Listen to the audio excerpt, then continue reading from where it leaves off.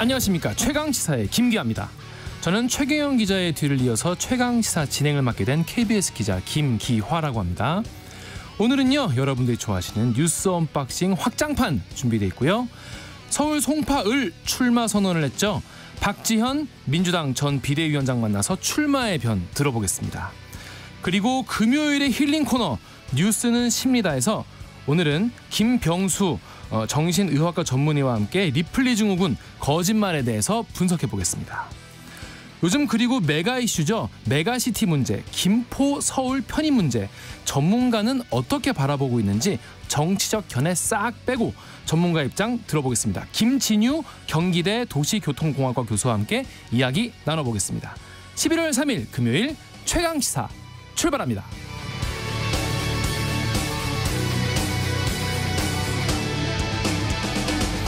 최강시사는요, 유튜브에서도 실시간으로 방송되고 있습니다. 문자 참여는 짧은 문자 50원, 긴 문자 100원이 드는 샵 9730, 콩 어플은 무료입니다. KBS 라디오 유튜브 채널에는요, 정치, 경제, 사회, 문화 등 다양한 명품 콘텐츠가 있으니까요. 구독과 좋아요, 댓글 많이 부탁드리겠습니다.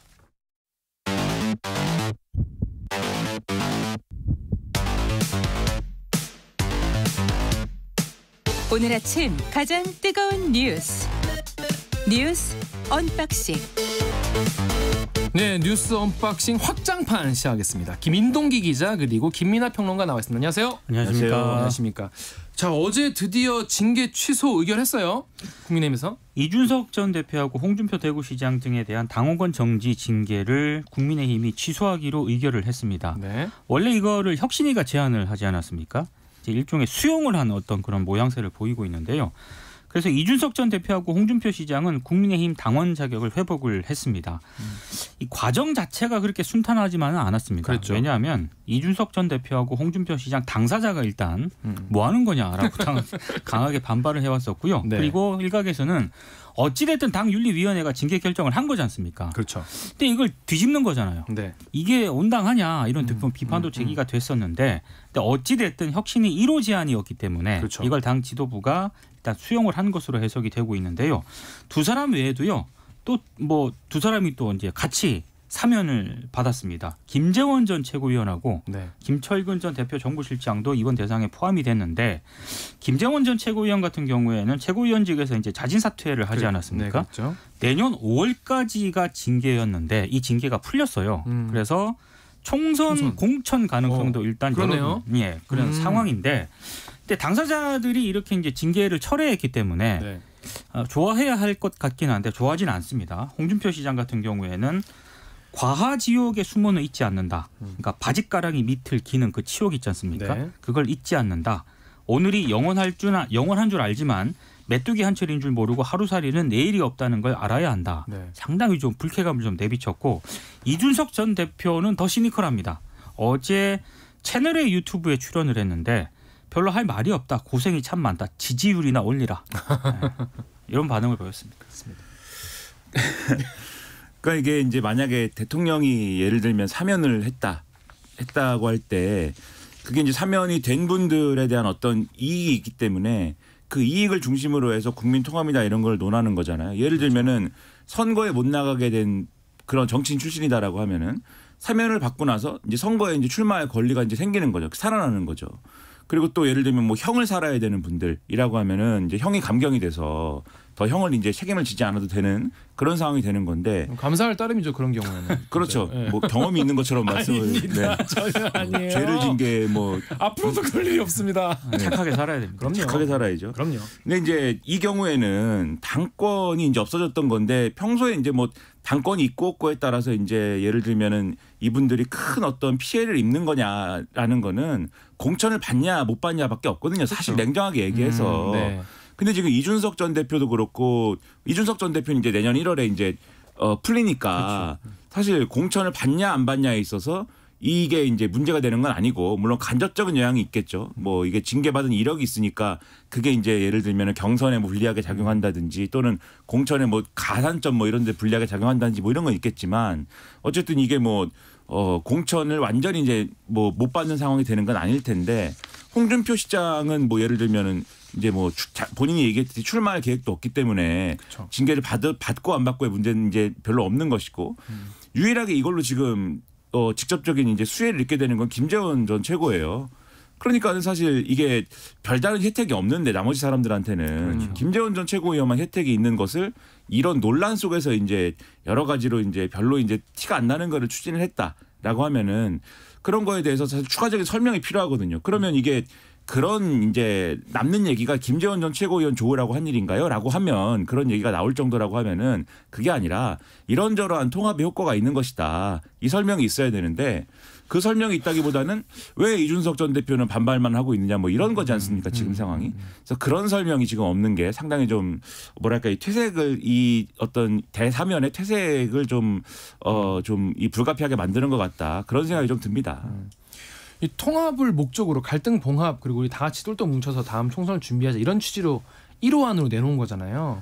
근데 당사자분들이 이렇게까지 이렇게 반발할 줄을 몰랐었던 건가 싶기도 하고. 이게 징계를 당시 받았을 때 이른바 그 좀 쉽게 표현해서 죄의 그 경중을 좀 봤을 때 그러니까 이준석 전 대표는 어찌됐든 지금 경찰 수사가 아직 마무리가 안 됐습니다. 네.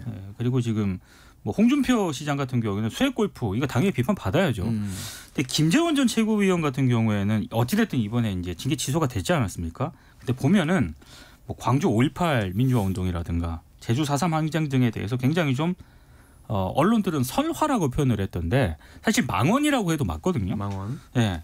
그러니까 이런 부분들이 과연 징계 취소를 할 만한 별다른 변수가 있었느냐? 또 그것도 아니거든요. 네. 그러니까 지금 좀 이해가 안 간다는 그런 평가들이 많습니다. 그러니까 사실 이 제목이라고 하면 좀 뭐한데 징계 사유들 중에서 그래도 뭔가 이제 할 말 있어 보이는 게 이제 이준석 전 대표 같은 느낌이에요. 왜냐하면 어쨌든 형사적으로는 뭐 이게 뭐 뭔가 지금 결론이 안 난 거고 그렇죠. 뭔가 명확하게 이제 증명된 게 있는 건 아니지 않습니까? 그러니까 의혹이 이제 남아 있는 거긴 하지만 그 의혹이 이제 남아 있는 것들에 대해서는 뭐 계속 뭐 지켜볼 필요는 있겠지만 지금 단계에서는 어쨌든 우리가 뭐라고 할 수는 없는 건데 정치적인 측면에서 보면은 모든 것의 발단은 어쨌든 대통령의 이른바 이제 체리 따봉 문자 뭐 그렇죠. 여기서부터 시작을 한 거잖아요. 그렇죠. 그러면은 이준석 전 대표 입장에서 이 징계 취소, 그러니까 대사면 이것을 이제 받아들이느냐 마느냐는 사실 대통령의 판단 여부에 달린 거거든요. 그러니까 대통령이 그 이제 이른바 체리 따봉 문자로부터 시작된 이준석 배제 기조를 이제 뒤집고 이준석 포용으로 간다라는 게 명확하다면 이준석 전 대표도 어느 정도의 리스크를 감수하더라도 이 대사면 이 분위기를 이제 나름대로는 수용할 수 있는 그런 상황일지도 모릅니다. 그런데 그게 아니라 여전히 대통령은 어쨌든 이준석 배제 기조가 명확한데 이 대사면 기조를 이제 수용을 했다라고 하면은 이준석 전 대표도 자기가 수용한 거에 대한 책임을 져야 되잖아요. 네. 그래서 대사면 기조를 수용을 했으니까는 이준석 전 대표도 통합 분위기로 가야 되는데 그렇죠. 만약에 공천 과정에서 배제가 되거나 혹은 일부에서 제기되는 음모론처럼 공천은 됐는데 어떤 이 당내의 사보타주나 이런 것 때문에 낙선하는 과정이 됐을 때 그 결과를 놓고 당내 주류가 그것은 뭐 사보타주나 이런 것 때문이 아니라 이준석 전 대표의 실력이 부족해서 선거에서 떨어진 겁니다. 이렇게 됐을 때 그때 가서 이준석 전 대표가 뭐 국민도 속고 나도 속았습니다. 이렇게 할 수 있을 것이냐. 늦은 거죠. 그러면. 그렇죠. 그럴 수가 없기 때문에 사실은 이게 제안을 했을 때부터 이준석 전 대표가 받기에는 좀 이제 한계가 있는 아니다. 라고 할 수 있는 거였어요. 그런데 이제 용감하게 혁신이가 그럼 제안한 그 뒷배경은 뭐냐. 그래서 이제 여의도 문예창작학과들이 막 여러 가지 이제 얘기를 하는 거거든요. 그래서 이제 이게 어려운 문제였는데 어쨌든 그런 부분에서 아쉬움이 있고 앞서 말씀하신 것처럼 홍준표 시장 같은 경우는 사실 이제 지금 이준석 전 대표가 반발하니까 같이 반발하고 있는 거긴 한데 국민들이 볼 때는 그 수해 상황에서 그렇죠. 골프 치고 이런 게 사실 저렇게 또 당당한 일인가에 대한 의문이 있는 것이고 김재원 전 최고 당연히 지금 말씀하신 것처럼 말 잘못했지 않습니까? 네. 그런 부분은 책임지고 가야 되는데 그거에 대해서 용서해 주는 것이 그냥 통합을 하는 거냐 그거에 대한 의문도 있어요. 그러니까 사실 이게 국민의 입장에서 제가 이렇게 표현하는 게 맞을지 모르겠지만 남는 장사는 맞냐 이런 의문은 좀 남는 그러한 일인 것 같습니다. 맞습니다. 1호 안건이 그래도 받아들여졌다는 것 자체는 그래도 혁신위 입장에서는 그래도 뭐 첫째로 안도할 만한 일인 것 같긴 한데 오늘 2호안 나오긴 하죠. 그렇죠. 근데 뭐 공천 관련해서 어떤 뭐 3선 이상 뭐 출마 뭐 다른 데로 해서 해라 여러 가지 의견이 나오고 있는데 영남 얘기도 나오고 어떤 게 좀 나올까요? 오늘 2호 안건으로. 그러니까 지금 어제 뭐 사사건건하고도 인터뷰를 하고요. 이제 인터뷰를 많이 하셨더라고요. 그렇더라고요. 그러니까 중진들 서울 출마론 계속 그 얘기를 하고 계시고 그리고 이제 3선 어떤 그 이상의 의원들은 다른 지역 쪽으로 출마라고 하는 거는 제가 봤을 때 제안은 할 수는 있는데 그게 법적으로 문제가 될 수도 있는 문제 아니겠습니까? 왜냐하면 이게 헌법을 위배한다는 그런 지적도 분명히 있거든요. 근데 어찌 됐든 중진들이 조금 선택을 해주셔야 된다. 아마 이런 취지의 어떤 그런 제안을 하지 않을까 싶습니다. 그러니까 아마 이제 그거를 강제하기는 어려울 것이고 그렇죠. 제안을 하는 건데 지금 3선 이상 동일 지역구 출마를 하지 말자. 그러니까 동일 지역구가 아니라 다른 데 출마를 하자. 자발적으로. 그렇죠. 이 얘기가 하나가 있고 그다음에 이제 우리 KBS하고 인요한 혁신위원장하고 이제 얘기를 한 걸 보면 대통령과 가까운 분들 그러니까 언론에서는 윤핵관이라고 하는데 윤핵관이라는 용어를 쓰기 싫다고 하니까 대통령과 가까운 분들이 수도권, 그러니까 서울 이런 데 출마하는 게 어떠냐. 수도권이나 또는 최근에 이제 그 서울시 후보지 있지 않습니까? 최근에 국민의힘이 새롭게 이제 얘기하고 있는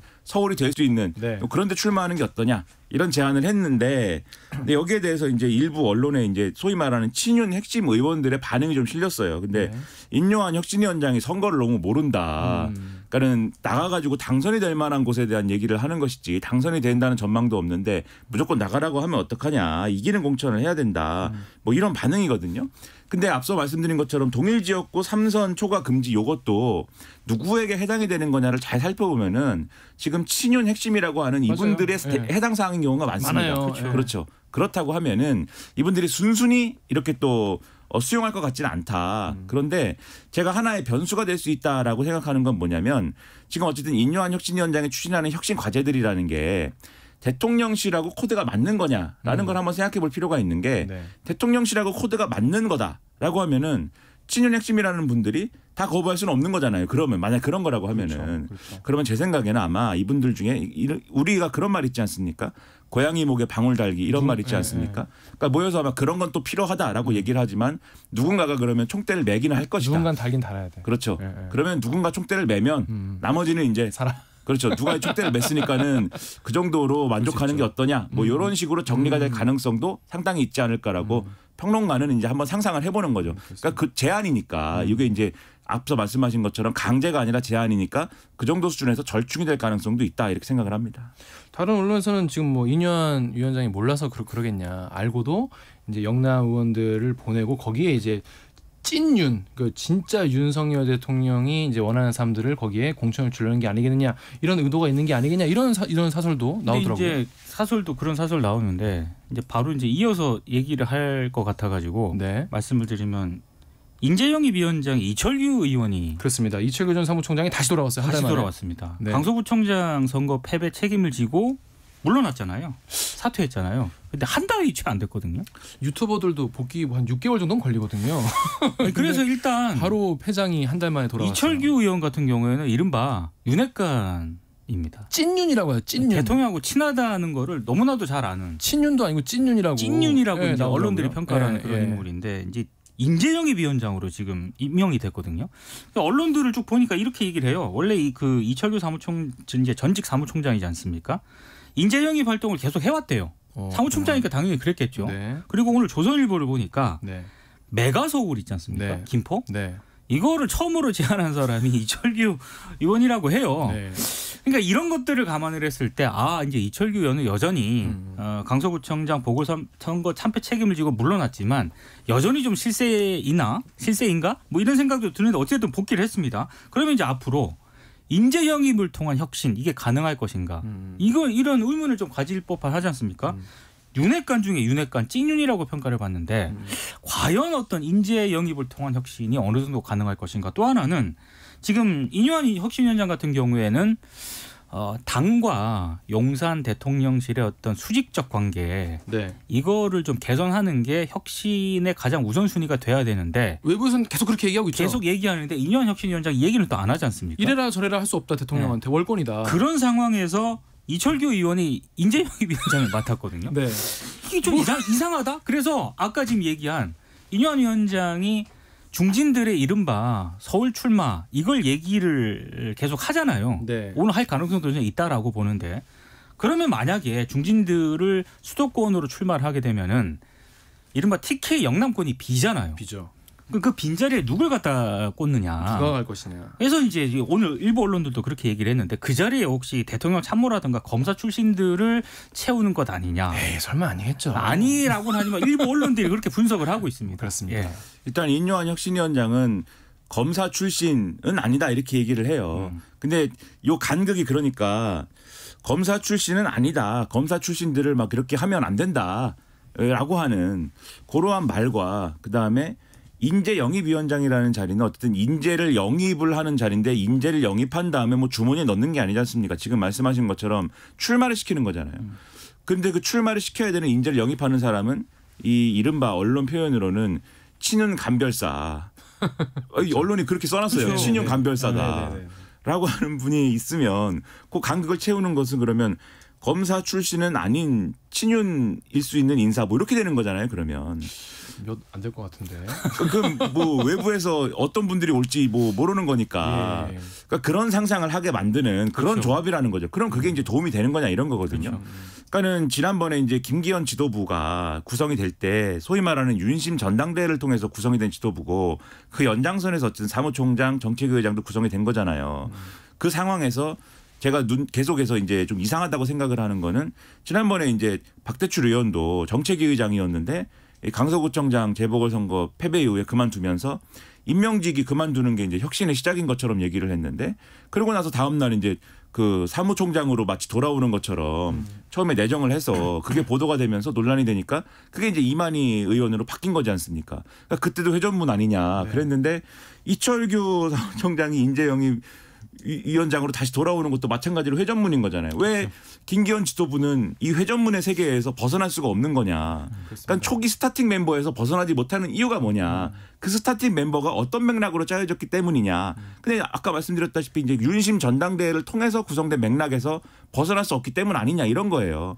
그럼 앞서 말씀하신 것처럼 인재 영입의 맥락도 마찬가지로 윤심 전당대회의 맥락을 벗어나지 않는 그때 윤심전당대회를 굳이 해야 되는 이유가 뭐냐라고 했을 때 결국 용산의 의중대로 총선을 공천하기 위해서 아니냐 이 의혹이 있었는데 이거에 대해서 퍼즐을 맞추면은 마찬가지로 그 전략을 지금 용산이 포기하지 않았기 때문에 총선 영향을 미치는 그 전략을 포기하지 않았기 때문에 이 회전문이 여전히 가동하고 있는 거 아니냐 가동되고 있는 거 아니냐 이런 의심이 드는 거거든요. 오늘 제가 많은 칼럼들을 보는데 하나의 칼럼이 이제 눈에 띄었습니다. 이런 내용이 써 있어요. 여기 이제 KBS에도 출연하는 박성민 이제 정치 컨설턴트. 맞아요. 잘 읽었어요. 그분이 쓴 내용에 보면은 이제 인요한 혁신위원장 등등의 어떤 이런 발언 이런 걸 빌어서 이제 배우자와 자식 빼고 다 바꾸겠다 이렇게 말씀했는데 지금 이제 국민들의 여론은 배우자와 자식이 문제라는 거 아니냐. 그렇죠. 그리고 배우자와 자식에 해당하는 게 대통령과 김기현 대표인 거 아니냐. 배우자가 윤석열. 그렇죠. 그러니까 대통령과 김기현 아니냐. 그렇죠. 대표 문제인데 이걸 꼭 뭐 사람을 바꾸라는 문제가 아니라 그 맥락을 벗어나야 되는 거 아니냐라는 취지예요. 그러니까 그런 혁신이 가능하느냐, 그런 혁신에 근거해서 총선 전략 짜는 게 가능하냐 이걸 묻고 있는데 이철규 인재 영입위원장이다라는 거는 답이 안 된다는 거죠. 그러니까 이게 적절한 비율일지 모르겠습니다만 축구 스타팅 멤버 기용 감독이 하잖아요. 그렇죠. 구단주가 하는 게 아니냐. 알겠습니다. 그런 의혹이 계속. 뉴스 언박싱 확장판 2부에서 이어집니다. 자, 날씨 교통정보 듣고 와서 이어갈 텐데요. KBS 라디오 최강시사 듣고 계신 지금 시각은 7시 39분입니다. 최강시사 출근길 날씨 정보입니다. 이제 일요일부터 월요일 사이 매우 강한 많은 비 주의하셔야 되겠고요. 바람도 강해지니까요. 이 점 미리미리 대비해 주셔야 되겠습니다. 오늘도 비 예보인데 경기 북부와 강원 영서 북부에 가끔 비가 오고 오전에는 그 밖에 중부지방으로 확대된 뒤 늦은 오후나 저녁에 그치겠습니다. 전라권, 제주는 오늘 오후부터, 강원 영동 북부는 늦은 밤부터 비 예보고요. 주말인 내일은 강원 영동과 충청 남부지방에 가끔 비가 와서 소강 상태인 곳이 많습니다. 내일까지 강우량 대부분 5에서 40, 경상권과 제주 10에서 50mm입니다. 다음 주 화요일에는 기온이 급격히 떨어지면서 서울 아침 기온이 4도까지 내려앉겠습니다. 이번 주와 다음 주에 기온 차이가 크니까요. 감기 걸리지 않도록 해주셔야 되겠고요. 오늘 낮 기온 서울 21도 등 대부분 평년보단 여전히 높겠지만 어제보다는 5, 6도가량 낮아지겠습니다. 오늘 중서부 지역 밤부터 내일 오전까지 미세먼지 농도 좋지 않겠고요. 동해안은 강풍 경보와 주의보 내려져 있고 강원 양구의 산불이 이틀째 지속되고 있습니다. 불씨관리 잘 해주셔야 되겠습니다. 현재 서울 기온 18.4도입니다. 최강시사 출근길 날씨정보 최영우였고요. 계속해서 이 시각 교통 상황은 KBS 교통정보센터의 임초희 씨가 정리해드립니다. 네, 이 시각 교통정보입니다. 현재 평택 시흥고속도로 시흥 쪽 송산마도 진출로에선 사고 처리 중입니다. 주의해서 지나시고요. 반대 평택 방향으로는 남한산부터 시화대교까지 정체가 심합니다. 서해안고속도로 목포 방향은 일찍분기점 부근 2차로에 있는 고장난 차 주의해서 지나시고요. 이후 매송휴게소에서 8탄까지 정체 이어지기 시작했습니다. 수도권 제1순환고속도로 판교에서 구리 쪽 성남 진출로에도 사고 있습니다. 잘 살펴서 지나시고요. 분당수서로 청담대교 쪽은 복정에서 탄천 1교까지 20분 가까이 걸립니다. 동부간선도로 성수 방향은 도봉지하차도 출구부터 성수 분기점까지 밀리고요. 강변북로 일산 쪽 잠실대교와 청담대교 사이 1차로에 고장난 차가 생겼습니다. 올림픽대교부터 밀리고요. 이후에는 한남대교 부근에서 속도 떨어집니다. KBS 교통정보센터에서 임초희였습니다. KBS 최강시사는 청취자 여러분과 함께합니다. 짧은 문자 50원, 긴 문자 100원이 드는 샵 9730과 어플리케이션 콩으로 많은 참여 부탁드립니다. 네, 뉴스 언박싱 확장판 이어갑니다. 2830님이 확장판 좋습니다. 좋은 방송 계속 부탁드려요 라고 하셨습니다. 자, 근데 지금 아까도 잠깐 얘기가 나왔는데 김포시 서울 편입 이게 매일매일 뉴스가 새로 나올 정도로 지금 굉장히 빠르게 추진이 되고 있습니다. 국민의힘이 특별리를 발족했죠?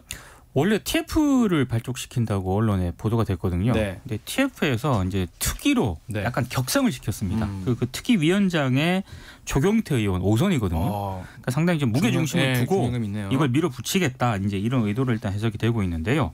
일단 박정아 수석 대변인의 얘기는 일단 조경태 의원 같은 경우에는 토목공학 박사 출신이다. 이게 되네요. 네. 도시 설계 등의 전문적인 지식이 있다.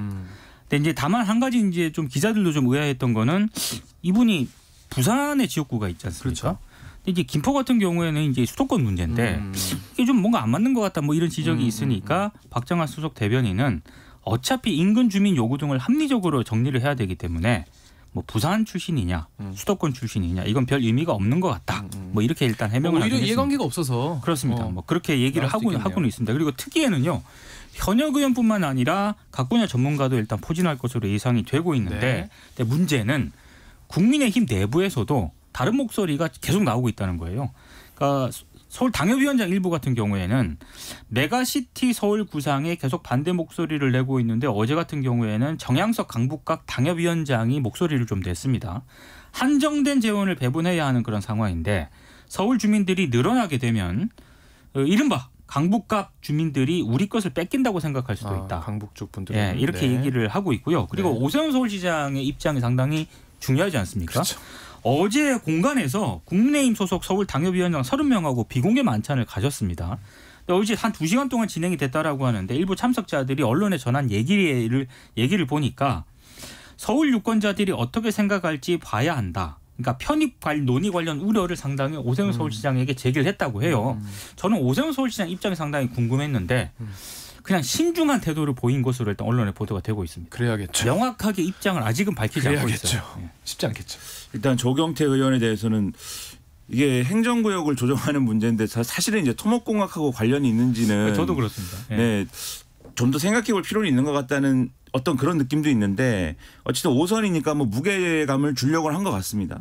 근데 이제 비하인드 스토리나 이런 게 있겠죠 아마. 그렇죠. 뭐냐면은 뭐 언론을 보니까는 누가 이제 뭐 하려고 그랬는데 그분이 이제 어쨌든 뭐 지역구가 경기도이다 보니까 경기도의 다른 이제 지역구에서 볼 때는 아니 김포가 경기도인데 김포를 뭐 그 이제 언론에 인용된 표현대로 하면은 김포를 팔아먹으려는 것이냐 뭐 이런 반응이 있을 수도 있다. 아니 언론에 이름 실명까지 나왔었어요. 그렇죠. 실명까지 나왔는데 뭐 그런 반응도 있을 수가 있었는데 부담스러운 측면이 있고 그렇다고 뭐 예를 들면 이해관계자 중 하나의 서울 의원으로 하자니 마찬가지일 수 있는 거 아닙니까? 또 서울 내 지역구들도 이제 반응이 제각각일 수 있는 것이고 그러니까 서울이나 경기가 하기 어려운 일이니 다른 지역이라고 한다면은 뭐 사실 뭐 다수는 영남권에 있으니까 뭐 이런 게 된 거 아닐까 그래서 이렇게 된 거 아닐까라는 생각은 있어요. 그래서 어쨌든 이렇게 하게 되는데 문제는 이제 늘 말씀드립니다만 제가 예를 들면은 뭐 김민아인데 제가 뭐 성을 뭐 민씨로 바꾼다고 해서 제가 갑자기 이제 민동희 기자님 같은 인격자가 되지는 않는다는 거죠. 불가능하죠. 그렇죠. 그러니까 김포시가 네, 뭐 그렇게 또 네. 너무 또 진정성이 일도 느껴지지 않는 낙인을 너무 낙인을 또 이 정도는 쉽지 않아요. 네, 불가능이라고 낙인을 같은 김씨끼리 그 아무튼 그 김포시가 나름대로 지금 처해 있는 특히 이제 김포 서울에 가까운 이 어떤 신도시 주민들의 어려움이라는 거는 지금 가장 크게는 교통 문제인데 맞습니다. 예. 그 교통 문제를 해결하기 위한 방안이라는 게 반드시 서울시에 편입하는 문제로만 해결이 가능한 것이냐. 그거에 대해서 사실은 좀 더 집중해가지고 논의할 필요가 있어 보이는데 그거를 서울시에 편입한다. 이걸로 풀자라고 한 다음에 비슷한 어떤 여러 가지 어떤 의사를 갖고 있는 이 경기도권역의 모든 도시들이 원하면은 다 그걸로 풀겠다라고 하면서 구체적인 또 도시 이름들 나오니까 예를 들면 구리시 같은 경우에는 또 우리가 의견을 모아보겠다. 우리가 해보겠습니다라고 지금 벌써 나오는 거 아니에요. 맞습니다. 구리시가 그렇게 나오니까 또 인근의 서울 지역에서는 그게 예를 들면은 재개발이나 이런 게 또 사업이 같이 걸려 있는 경우들이 맞죠. 있는데 그거 우리 좀 부담스럽다. 약간 기류가 그런 부분도 있고 지역 간 갈등이라는 게 벌써 표면화되고 있는 상황이 있는 거거든요. 그럼 이런 방식으로 추진하는 게 맞을까? 그것보다는 하더라도 지난번에도 말씀드렸지만 뭔가 마스터 플랜이 있고 청사진이 있고 이런 걸 가지고 뭔가 경제성이라든가 여러 가지 효과라든가 그런 것들을 검증할 수 있게 해줘야 되는데 지금 원하면 우리가 논의해 보겠습니다라고 하는 방식이 맞을까? 그게 총선 전략이 아니면 다른 뭘로 이제 설명이 될까? 그런 점에서 상당히 우려가 큽니다.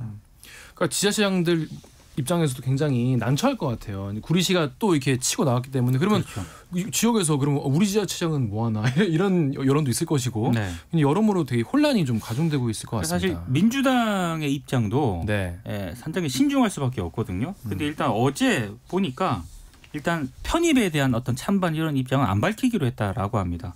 그러니까 최혜영 원내대변인이 브리핑을 가졌는데 이거는 이제 국토균형발전을 위한 행정구조 개편 논의가 먼저 이루어져야 되기 때문에 여당에서 하는 것에 노란하고 싶은 생각은 없다.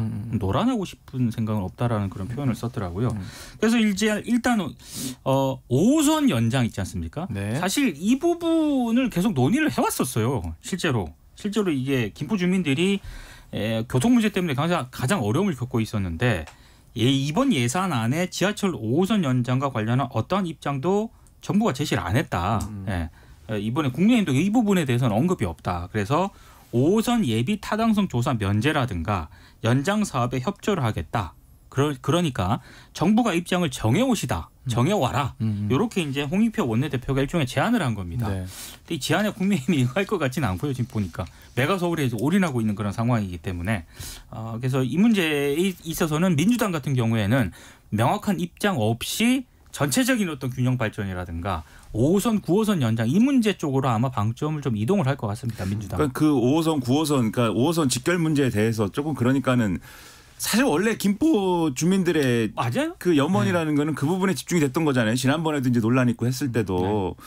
근데 앞서 뉴스에서 우리가 본 바로는 어쨌든 메가서울의 뭐 나름대로의 주창자, 이반자는 강원도 출신 이철규 의원이라는 것이고 지금 이것에 뭐 이제부터 주도하셔야 될 분은 부산 출신 조경태 의원이라는 것이고, 그러니까 5호선 9호선 얘기는 온데간데 없고, 그러니까 예산을 지금 뒤늦게 뭐 마련할 일도 없는 것이고, 지금 말씀하신 것처럼 이제는 서울로 편입해야 되는 문제를 논해야 되기 때문에, 그럼 오히려 지금 이제 김포 시민들의 염원은 오히려 그러면 해결하기가 좀 뒷순위가 되는 거 아니냐는 우려도 그러면 있어요. 이게 서울하고 경기도하고 그 다음에 해당 이제 교통공사하고 서울교통공사하고 협의해가지고 사실 뭔가 조율하고 풀어야 되고 넘어가야 될 어떤 장애물들을 넘어가야 되는 그런 사안인 것인데, 오히려 그 논의가 어렵게 되는 거 아니냐라는 걱정이 있어서, 이거는 예를 들면 메가서울은 메가서울대로 뭐 그게 총선 전략이든 뭐든 논의를 하더라도 이 문제는 따로 뭔가 논의의 구조를 만들고 이것의 어떤 그 논의 과정을 남겨야 이게 나중에 선거가 지나서 결과가 어떻게 되든 그렇죠. 이 김포 시민들의 불편을 해소할 수 있는 것이기 때문에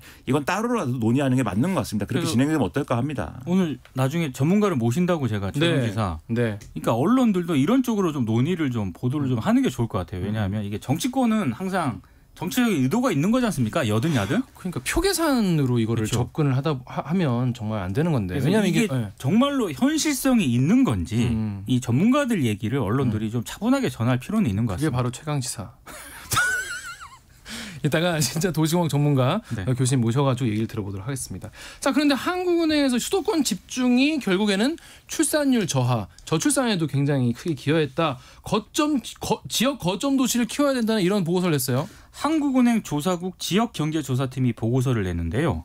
한마디로 말씀하신 것처럼 수도권 1극 체제가 너무 부작용이 크다. 계속 엇박자인 것 같은데. 그렇습니다. 네. 그래서 대안으로 비수도권 거점 도시 육성을 제시를 했는데, 이게 지금 국민의힘이 추진하고 있는 메가서울하고는 좀 반대되는 그런 내용이거든요. 그래서 일단 이 한국은행 보고서 내용을 간단하게 소개를 해드리면, 수도권의 순중한 인구 한 10명 가운데 8명이 청년이다. 청년들이 다 모였다. 그렇습니다. 근데 그 청년들이 수도권으로만 너무 몰리다 보니까 한국의 저출생이라든가 성장 잠재력의 훼손의 중요한 원인으로 작용을 하고 있다. 이게 이제 한국은행 그 조사국 지역경제조사팀의 결론입니다. 저는 이거 보고 깜짝 놀랐는데, 청년들이 수도권으로 향할 수밖에 없는 그런 이유는 다들 알지 않습니까? 뭐 일자리도 그렇죠. 지역은 상대적으로 적은 데다가 문화라든가 의료 같은 어떤 그런 기본 인프라가 서울 수도권에 많이 이제 배치가 되어 있으니까 이제 이동을 할 수밖에 없는데, 현재 1극 체제, 수도권 1극 체제는 많은 청년들이 부득이하게 이제 무한경제 부담을 감수하고 수도권으로 이동하도록 하고 있는데, 이 과밀한 인구 밀도 자체가 저출생 문제의 원인으로까지 지적을 하고 있다는 거거든요. 저는 이게 저출생의 원인이 될 수 있나라는 생각은 별로 안 해봤는데, 어떻게 연관되어 있습니까? 연관이 돼 있는 게, 청년이 빠져나간 지역의 출생, 청년이 지역에서 빠져나가면 그 지역의 출생을 급감하지 않겠습니까? 그래서 지역 소멸까지 이어지는 거죠. 그렇죠. 그러면 그 빠져나간 청년들이 수도권으로 가서 그럼 결혼을 하고 아이를 낳고 그래야 되잖아요. 그렇죠. 청년끼리 많이 모였으니까. 그런데 수도권으로 그 간 청년들이 또 결혼 같은 거라든가, 왜냐하면 부동산 가격이 너무 높다 보니까 결혼하기도 어렵고 없어서. 그 출생률이 상승으로 이어지지 않는다라는 거죠. 그러다 보니까 출생률 자체 이제 평균 출생률이 줄어들 수밖에 없는 거고, 이래서 인구 밀도가 또 높을수록 교육열은 상승을 하는데요. 육아시설 부족 등의 이유가 발생을 하기 때문에 그렇구나. 더 아이를 안 낳게 된다. 악순환이네요. 네, 이게 악순환이다라고 결론을 내리고 있습니다. 그러니까 지방은 지방대로 그렇게 되다 보니까 지방에도 아이 키울 환경이 안 돼요. 더 안 되죠. 네, 전혀 안 되고 그게 개선될 수도 없고, 이제 와서 예를 들면 청년들이 뭐 목적의식을 가지고 나는 귀촌 귀농할 거야라고 해서 내려간다고 한들 거기서 아이 키울 수 없고, 수도권은 수도권대로 아이를 낳고 키울 환경이 전혀 안 되고, 뭐 전혀라고 얘기하면은 지금 낳고 키우시는 분들에 대한 신뢰일 수 있으니까 어렵고, 그런 상황이기 때문에 어려운데, 듣는 분들은 아니 한국은행이 왜 그런 보고서를 내냐 이렇게 의문을 가질 수도 있어요. 이게 왜 나오는 얘기냐면은, 최근에 이제 뉴스들 보다 보면은 우리나라 잠재 성장률이 상당히 낮아져가지고 유럽 국가들이나 이런 데보다도 사실은 좀 우리가 위기의식이 크다 이런 거 있지 않습니까? 잠재 성장률이라는 거는 인플레이션이나 이런 영향을 다 제거하고 이런 걸 통제했는데도 우리가 가지고 있는 어떤 미래 먹거리나 이런 거와 연동됐을 때 앞으로 우리가 얼마나 성장할 수 있느냐를 따져보면은 그게 이제 약화돼 있다. 기초 체력이 우리가 상당히 약화돼 있다. 이걸 보여주는 게 잠재 성장률이거든요. 그럼 왜 약화됐을까를 따져보면은 생산성이 그만큼 낮아졌다는 건데, 어떻게 하면 낮아진 생산성을 높일 수 있을까를 따져보면은 그게 예를 들면 앞으로 이제 경제활동 인구가 늘어야 되고, 그러려면 출생률이 늘어야 되고, 이런 것들이 다 연동돼 있다. 그런 거를 생산성을 높이려면 어떻게 해야 될까? 라는 거에서 이제 이런 보고서도 만들고 하는 거거든요. 네, 그렇죠. 그럼 지금 필수적으로 필요한 게 대한민국의 서울 아니면 못 사는 대한민국이어서는 안 된다. 이런 결론이 나올 수밖에 없는 거예요. 그렇기 때문에 서울이 아니라 서울이 아닌 곳에 살아도 행복한 대한민국을 만들자라는 거는 지금까지 모든 정권과 모든 기관과 모든 데서 다 사실은 기본적으로 해오던 생각들입니다. 그래서 앞서 이제 엇박자라고 말씀하셨지만 저는 대한민국의 모든 정부와 모든 기관에 다 똑같은 생각을 할 필요는 없어요. 다른 대안과 다른 해법을 내놓을 수 있는데 적어도 여기에 대해서는 이 부분에 대해서는 다 똑같아야 되는 건 아니지만 대체적으로 일치하는 생각이 각 지역의 지방에서 다들 각자의 생각을 가지고 살 수 있어야 된다. 각자의 환경에서. 이것만큼은 일치해 왔다. 그런데 지금 여당이 만약에 선거만을 목적으로 이제 메가 서울이다라고 한다라고 하는 거라면 그건 이제 그것 하나도 이제 여러모로 이런 어떤 흐름에서 역행하는 것이기 때문에 긍정적이지 않다라는 거를 이 부분에서도 좀 확인할 수 있는 거 아니냐. 네. 이런 비판이 나온다는 거죠. 네, 그렇습니다. 이게 그저께도 지방시대 종합계획 나왔고 나왔죠. 뭐 하는 발표 계속 공교롭게도 계속 엇박자 나오는 보고서가 자꾸 나와가지고 정리를 좀 해야 될 것 같습니다. 네. 자, 시간이 너무 없어서 짧게 짚어보고 넘어갈게요. 세월호 구조 실패, 해경지휘부가 9년 만에 대법에서 무죄 확정 판결 났습니다. 1, 2심도 무죄를 선고를 했습니다. 네. 이제 대법원이 이걸 확정을 한 건데요. 간단하게 말씀을 드리면 이거예요. 그러니까 검사가 제출한 증거만으로는 이른바 업무상 과실치사죄가 성립하기가 어렵다. 그러니까 왜 이런 결론을 내렸나를 좀 보면요. 박근혜 정부 때 구조 실패 책임 수사에 조금 부실 수사 논란이 이어지지 않았습니까? 초동 수사가 결국에는 제대로 못했기 때문에 이렇게 대법원에서도 무죄 판결을 내린 게 아닌가 싶습니다. 다른 참사 피해 어떤 수사나 재판에도 일부 영향이 있지 않을까라고 걱정하는 목소리들이 있어서 네. 이 부분에 대해서 많은 신경을 써주시기를 바랍니다. 네, 1832님이 딱딱한 정치 얘기 속에서 참신한 위트가 웃음 짓게 하네요. 세 분이 몇 년 전부터 한 것처럼 자연스럽다 말씀해 주셨습니다. 고맙습니다. 지금까지 민동기 기자 김민하 평론가였습니다. 고맙습니다. 고맙습니다. 네, KBS 1라디오 최강시사 1부 마치고요. 2부에서는 박지원 민주당 전 비대위원장 그리고 한 번 더 뉴스가 이어집니다.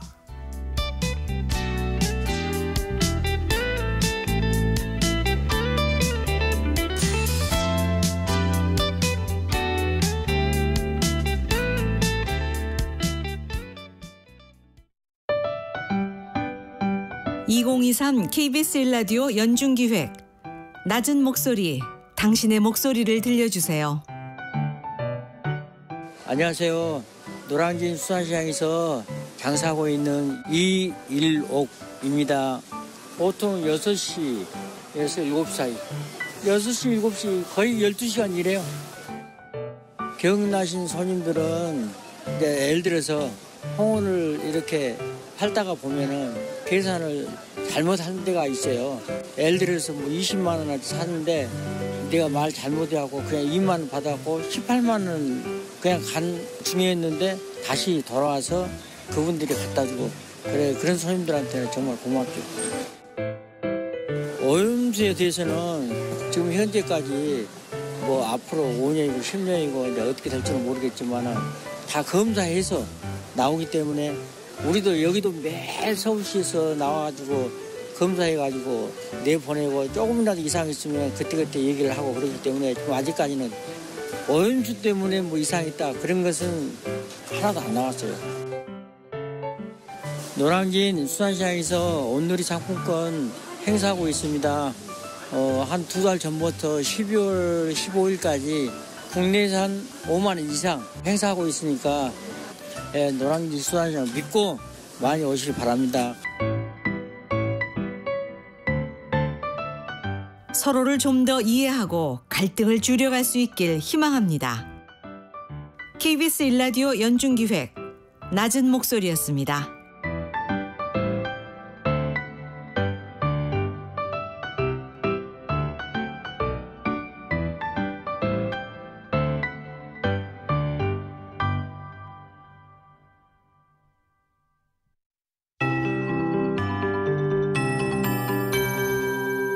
KBS 58분 날씨.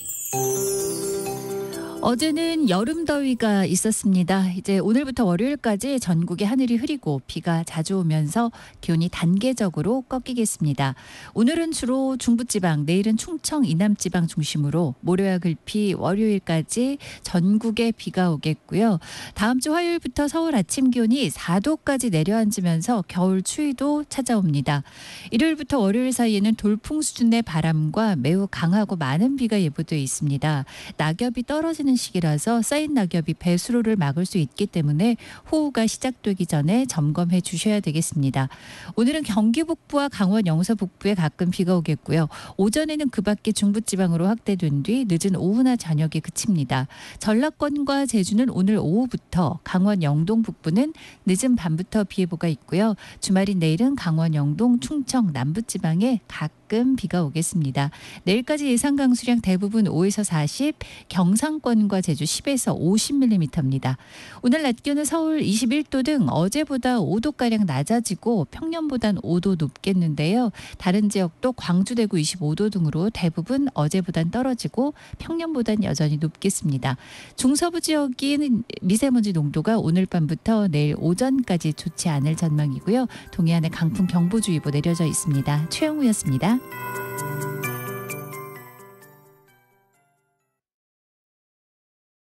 정성을 다하는 국민의 방송 KBS가 8시를 알려드립니다. AM 711kHz, FM 97.3MHz, KBS 1라디오입니다. HLKA.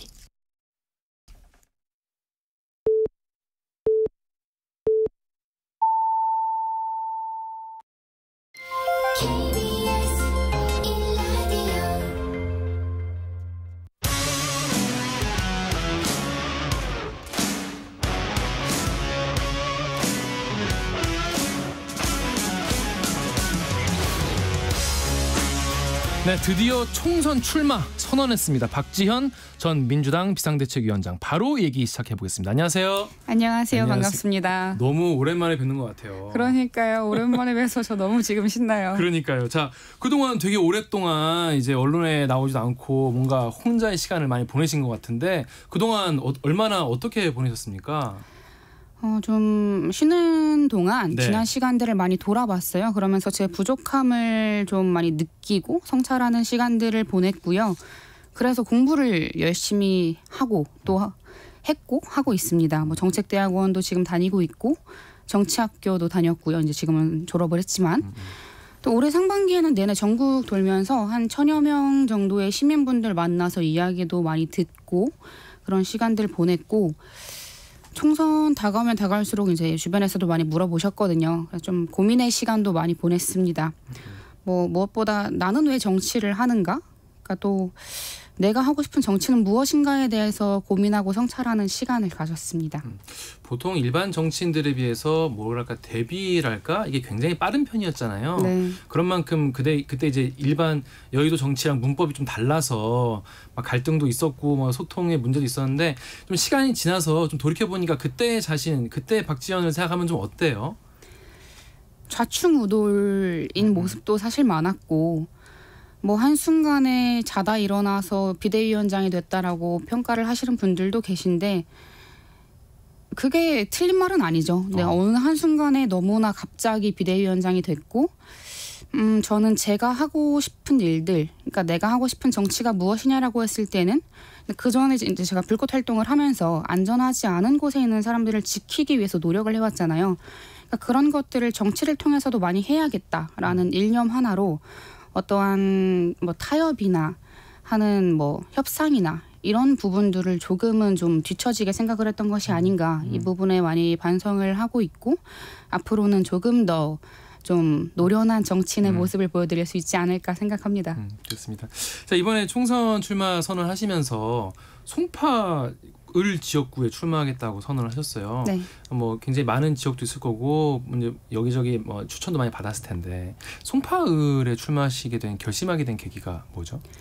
일단 가장 먼저 세웠던 기준은 제가 총선에 출마함으로써 민주당의 확장에 도움이 될 수 있는 곳이었어요. 그리고 또 윤석열 정권의 이 독주를 막는다는 의미를 줄 수 있는 곳, 또 기꺼이 좀 변화에 선택해줄 수 있는 주민들이 있는 곳이 어딜까라고 했을 때 그 모든 조건에 부합하는 것이 송파을이다라고 생각을 했고요. 뭐 많은 분들께서 송파는 힘든 지역 아니냐, 이제 국민의힘의 강세 지역이다라고들 말씀을 하시는데 열심히 해보려고요. 네. 네, 본인도 열심히 하겠지만은 상대 후보도 아마 열심히 하지 않겠습니까? 네, 열심히 하시겠죠. 지금 현역으로 지금 배현진 국민의힘 의원이 있는데 본인이 뭔가 내가 이런 면이 더 국민들에게 이제 지역구 의원 그 시민분들에게 더 어필할 수 있을 것 같다. 내가 뭔가 전략 같은 게 있다. 어떤 강점이 있을까요? 일단 이번 선거 같은 경우는 이번 총선은 이 윤석열 정권을 심판할 수밖에 없는 선거예요. 그러니까 윤석열 정권이 들어서고 우리는 분명히 과거로 퇴행을 하고 있고 뭐 노동자들이 산재로 사망하는 거는 뭐 말할 것도 없고 청년들이 길을 가다 죽어도 정부 관계자 누구 하나 책임을 지지 않잖아요. 뭐 다음에 여성폭력 피해자 지원비를 비롯해서 굉장히 많은 예산들이 삭감이 됐고 이 상황에서 더 이상 물러설 수 없는 거죠. 이제 이런 상황에서 이번 선거는 미래로 나가냐 과거로 가냐의 싸움이 된 것인데 뭐 배현진 의원도 좋은 공약 많이 내고 또 열심히 활동하시는 걸로 알고 있는데 그러니까 좋은 경쟁자랑 더 좋은 경쟁을 해보려고 생각을 하고 있습니다. 근데 이제 경쟁을 하려면 실제로 경쟁을 하려면은 이제 민주당으로 출마를 하실 이제 생각이시지 않습니까? 그럼요. 네. 그러면 이제 공천을 받는 것부터 경쟁을 해야 될 텐데 어떤 고민이 좀 있으세요? 고민은 많이 될 것 같아요. 지금 다시 시작하시려면. 공천이라는 거는 사실상 제가 결정할 수 있는 부분은 아니다 보니까 네, 당이 정한 룰에 따라서 최선을 다해야죠. 근데 만약에 내가 공천을 못 받는다라고 하면 뭐 그러고 상상하고 싶지 않으시겠지만 그럴 가능성도 있으니까 그렇다면 어떻게 좀 대처할 생각이세요? 저도 당원으로서 한 명의 당원으로서 당을 위해서 잘 쓰여지길 바라고요. 당의 총선 전략을 좀 잘 따르고 네, 지금은 일단 열심히 하겠다, 최선을 다하겠다라는 말씀을 드릴 수 있지 않을까 싶어요. 그럼 무소속으로 출마하거나 이런 일은 없을 거라고 봐도 되나요? 네, 무소속으로 출마할 거는 네, 전혀 생각해보지 않았습니다. 그렇군요. 근데 이제 그래도 이재명 대표랑 그래도 계속 이제 소통은 하고 계시나요? 조만간 네, 연락을 드려보지 않을까 싶은데요. 아직 안 하셨구나. 그거는 노코멘트 하겠습니다. 그렇습니다. 네. 노코멘트 하신다고? 네. 근데 이재명 대표 그래도 제일 최근에 그래도 언론에 공개된 모습이 이제 단식하실 때 직접 찾아가 뵙고 이제 막 눈물을 흘리면서 이야기를 많이 나누시고 했는데 어떤 지지자분들 입장에서는 그 모습이 좀 보기 좋지 않다. 뭐 총선 때 공천 받으려고 그러는 거 아니냐 이렇게 이런 의견들도 많이 있었어요. 근데 그때 또 아마 마음고생을 많이 하셨을 것 같은데 지금 이렇게 실제로 출마 선언을 하니까 이제 그분들은 거봐라 맞지 않냐 이런 분들 계신데 그런 분들에게 어떻게 좀 설명을 좀 하고 싶으시다면 일단 제가 눈물이 좀 많아요 원래. 실제로 네, 원래 좀 눈물이 많은데 당 대표가 단식을 이제 오랜 기간 하고 계시는데 가는 게 인간적인 도리라고 생각을 해서 갔고요.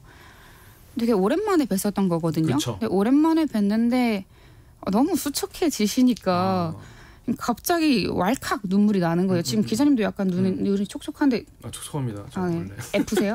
아닙니다. F 아니십니까? T예요. 저 완전 T. 근데 이제 그런 비판을 받는다라는 거를 알아도 네. 다시 그 상황으로 간다면 저는 또 갈 것 같아요. 그게 인간적인 도리니까. 뭐 눈물이 나는 거는 제가 어쩔 수 없었죠. F라서 어쩔 수 없었다. F라서 어쩔 수 없었다. 그러니까 그거에 대해서 다른 사람들이 의도성이 있는 거 아니냐, 공천 노린 거 아니냐라고 하더라도 그런 오해를 다시 받더라도 나는 갔을 것 같다 다시. 네, 그게 도리라고 생각합니다. 도리여서 갔었다. 네. 자, 그런데 제가 이제 박지원 전 비대위원장님 뭐 페이스북이나 뭐 기사를 보면은 사실 댓글들 보면 되게 뭐랄까 눈살 찌푸려질 정도로 비판 혹은 비난까지 하시는 분들이 많이 있어요. 그런데 어떤 비판은 보면은 이 얘기는 그래도 뭐 비대위원장이 좀 새겨들었으면 좋겠다라는 댓글도 많이 있을 거고. 근데 그런 댓글들을 많이 좀 보시나요? 평소에? 댓글을 봤을 때 제 정신 건강에 정말 좋지 않은 경우들이 많더라고요. 그래서 이해합니다. 안 보려고 할까 싶다가도 네. 또 궁금해지잖아요. 그렇죠. 그래서 좀 많이 보게 되고 이제 기자님도 대들기 하셨으니까 네, 그렇죠. 잘 아실 텐데, 네. 그래도 좀 이제 말씀하신 것처럼 되게 뼈아픈 비판을 주시는 분들도 계셔서 잘 읽고 새기려고 하고 있습니다. 만약에 지금까지 이제 봤던 댓글이나 주변의 조언 중에서 그래 이거는 내가 좀 받아들여야겠다. 이 충고 내가 좀 더 제대로 정치를 하려면은 이런 거는 내가 이거는 아프지만은 좀 쓴 충고를 받아들여야겠다. 이런 게 혹시 생각나는 게 있습니까? 너무 많아서 너무 많아요. 네, 뭐를 얘기를 해야 될지 잘 모르겠네요. 네네네. 그러니까 초반에는 뭘 하고 싶은지 정치를 바꾸고 싶은 그런 열심히 하는 마음은 알겠지만 정치라고 하는 것은 결국에는 이 협상의 예술이다, 타협의 예술이다라고 하는 말이 저는 제가 아무리 당해서 어떤 이야기를 하고 또 무언가를 바꾸고자 이야기를 했을 때 굉장히 안 먹힌 적이 많았거든요. 이제 네. 무시당하거나 패싱당하거나 하는 경우들이 많았기 때문에 그런 상황들을 겪으면서 어느 순간 그렇게 대화하고 협상하려는 걸 제가 조금 피하게 된 것이 아닌가라는 반성을 하게 해주신 그런 충고를 해주신 분들도 계셨죠. 그렇습니다. 지금 이제 민주당에서 이제 총선 기획단도 꾸려지고 이제 본격적인 총선 모드로 돌입했는데 현재 민주당 상황을 이제 보셨을 때 좀 어떻게 보셨는지 지금 뭐 친명 비명 간의 갈등도 많고 그리고 이번에 총선 기획단에서 계속 이제 친명계가 뭐 다 가져가는 거 아니냐 이런 우려도 있고 한데 보시면서 좀 어떤 총평 좀 부탁드릴게요. 일단 어떤 방향을 제시하실지가 궁금하고요. 저는 무엇보다 성폭력, 성추행, 입시나 채용비리 관련해서 후보를 좀 엄격하게 걸러내서 우리 당의 나쁜 이미지를 극복하는 것이 가장 중요하다고 보고 있습니다. 이 윤리적 잣대 기준을 높이는 기획단의 모습을 국민들께서도 바라시지 않을까 보고 있고요. 또 청년 여성들의 의회 진출도 좀 높일 수 있는 이야기도 많이 해주시는 게 필요하지 않을까 보고 있습니다. 근데 이제 정성호 의원, 이제 대표적인 친명계 의원인데 이제 저희 프로 어제 나와가지고 뭐 친명의 기준이 뭔지 알 수 없다. 사실은 뭐 많은 의원들이 사실은 이제 이재명 대표가 당대표이기 때문에 다 친명이라고 봐야 되는 거 아니냐. 외부 인사, 청년, 여성을 반영해서 구성을 한 총선 기획단이다 이렇게 얘기를 했어요. 그럼 또 특별한 색깔은 없다. 우리는 그냥 민주당을 위해서 하는 것이다라고 했는데 이거에 대해서는 좀 어떻게 들으셨어요? 정성호 의원님께서 하실 말씀 같이 보였고요. 어제 정 의원님 나오신 거 저도 되게 잘 봤는데 현역 의원들이 기득권을 더 내려놔야 한다고 이제 말씀하신 것에 저는 더 되게 공감을 많이 했어요. 그러니까 기획단의 방향성에 집중해서 말씀을 하신 것 같고 말씀처럼 기획단이 내놓을 방향들을 좀 살펴봐야 되지 않을까, 좀 기다려봐야 되지 않을까라고 보고 있습니다. 좋습니다. 요즘에 가장 핫한 이슈 그리고 이제 총선에서 엄청난 지각 변동을 가져올 수 있는 이슈 김포 서울 편입 얘기를 해볼게요. 이번에 그러니까 서울로 출마를 하실 생각이시니까 이거에 대해서는 보시고 좀 어떤 생각이 좀 들으셨습니까? 한마디로 정리하면 즉흥적인 총선용 포퓰리즘 정책이다. 묵힘에. 네. 그러니까 우리나라 국민의 삶과 직결되어 있는 정말 중대한 문제인데 김기현 대표가 강서구청장 선거 크게 지니까 굉장히 급하게 막 들고 나온 카드로밖에 저는 보이지 않았어요. 굉장히 신중하게 다뤄야 할 의제라고 좀 보고요. 근데 무엇보다 이것이 또 블랙홀이 되어버릴까 봐. 그러니까 국민의 일상과 안전과 관련된 그런 이슈들이 묻힐까 봐 저는 좀 우려되는 부분도 있는데 무엇보다 제가 도시정책에 대한 전문가는 아니지만 얼핏 봐도 뭐 지역 균형 전략, 그러니까 뭐 윤석열 대통령이 이야기하는 뭐 지역 분권 시대에는 역행하는 건 분명하죠. 그러니까 수도권 과밀화만 더 심각해지는 수순을 왜 가려고 하는 것인지 이해할 수 없는 부분이 많이 있습니다. 근데 이제 민주당에서는 역제안을 했잖아요. 행정 이제 개편으로 가자. 또 다른 뭐 이렇게 뭐 5호선 부터 이제 노차 더 연장하자 이런 얘기를 했는데 지금 민주당 대응 잘하고 있다고 보세요? 그러니까 전국의 뭐 행정 체계를 개편하자라는 이야기는 굉장히 오래전부터 나왔잖아요. 근데 인구 구조 변화가 굉장히 좀 이제 급변하게 이루어지고 있는 만큼 저는 이 개편은 분명히 필요하고 우리가 해야 할 일이라고 생각을 하고요. 근데 뭐 시급하게 할 수 있는 부분은 아니죠. 이제 시간을 두고 촘촘하게 해야 하는데 근데 지금 무엇보다 가장 우리 일상에서 심각하게 다가오는 문제는 저는 고금리 고물가라고 보고 있거든요. 물가가 가장 문제다. 네, 저는 뭐 밥하는 거 되게 좋아하고 요리 이제 열심히 하니까 장을 되게 자주 봐요. 장 보는 게 취미인데 장 볼 때마다 깜짝깜짝 놀라요. 그러니까 상추값이 어제도 보니까 뭐 40% 올랐다고 하고 사과가 72%가 올랐대요. 배추도 엄청 올랐습니다. 그러니까요. 그래서 장보기가 무서워요. 그러니까 정치가 사실 이런 부분부터 해결을 해야죠. 국민들 일상에 가장 밀접한 부분부터 해야 된다. 하지만 뭐 김포 이제 뭐 분들에겐 또 그게 또 굉장히 좀 중요한 이슈이기도 하니까. 자, 근데 이제 국민의힘이 이제 혁신위를 출범을 했는데 보시면서 비대위원장도 해보셨으니까 와 저거 왜 저러는지 이해가 된다 이런 부분도 있었을 것 같고 보시면서 약간 좀 감회가 새로우셨을 것 같은데 어떻게 좀 보셨습니까? 많이 힘드실 것 같아요. 그럴 것 같죠. 네, 많이 힘드실 것 같은데 그러니까 강서구청장 보궐선거 결과를 짚고 안 짚고 넘어갈 수가 없을 것 같은데 이 보궐선거의 결과는 윤석열 정부 이제 국정기조 전환 또 이 국민의힘의 당정 관계 회복을 요구한 거라고 봐야 한다고 저는 생각을 합니다. 근데 책임자들은 변하지 않고 혁신이 만들어서도 책임을 피한 거예요. 그러니까 김기현 대표가 책임지지 않고 인요한 혁신위에 떠넘겼는데 또 인요한 위원장께서 권한이 없으시잖아요. 그러니까 국민의힘도 혁신에 힘 실어주지 않고 김포 서울 편입 이야기하고 있고 그러니까 무엇보다 국민들이 원하는 가장 우선인 것은 국정기조 전환인데 그걸 인요한 혁신위가 할 수 있냐는 거죠.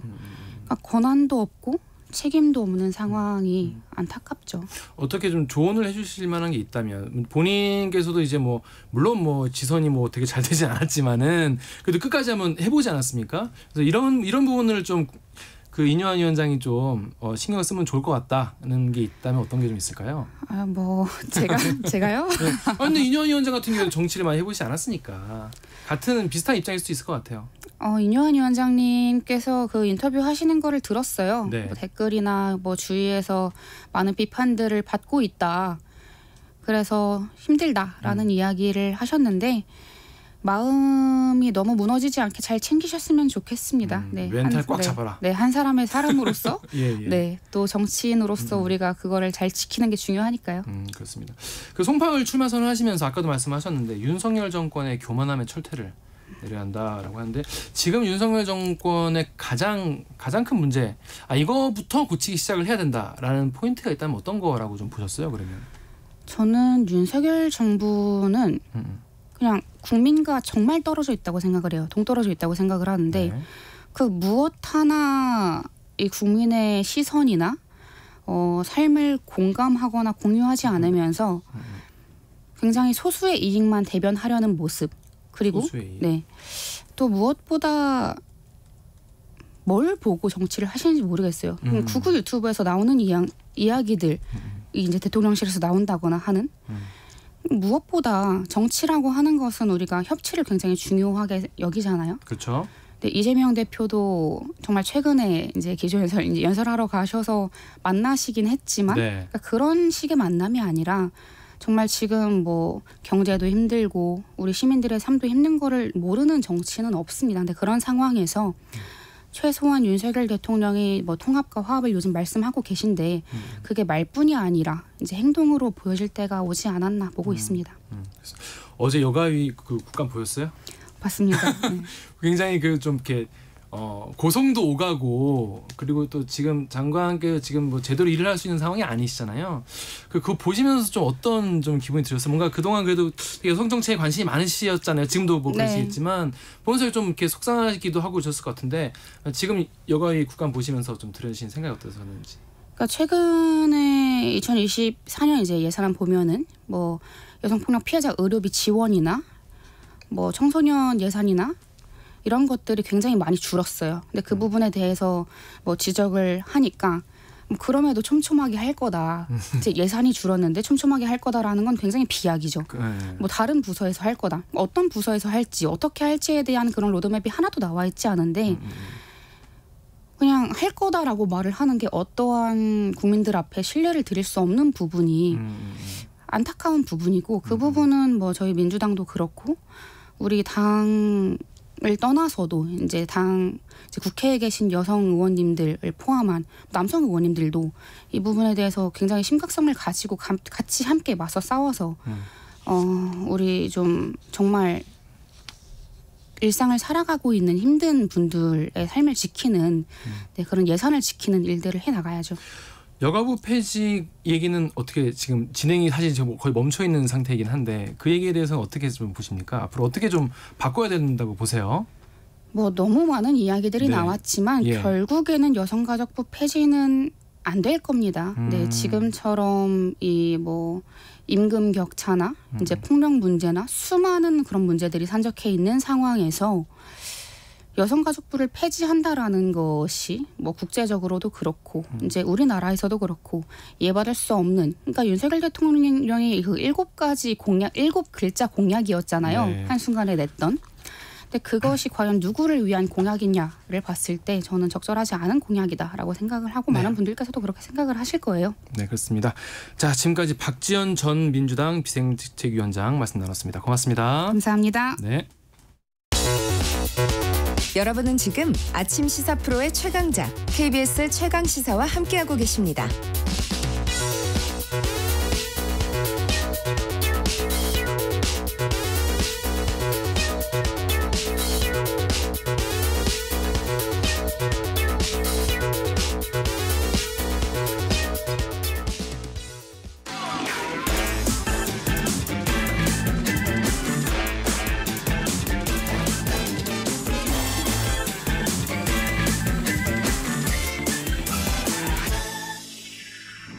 한 번 더 뉴스, 오늘은 한국경제신문 최영찬 기자와 다시 함께합니다. 안녕하세요. 네, 안녕하세요.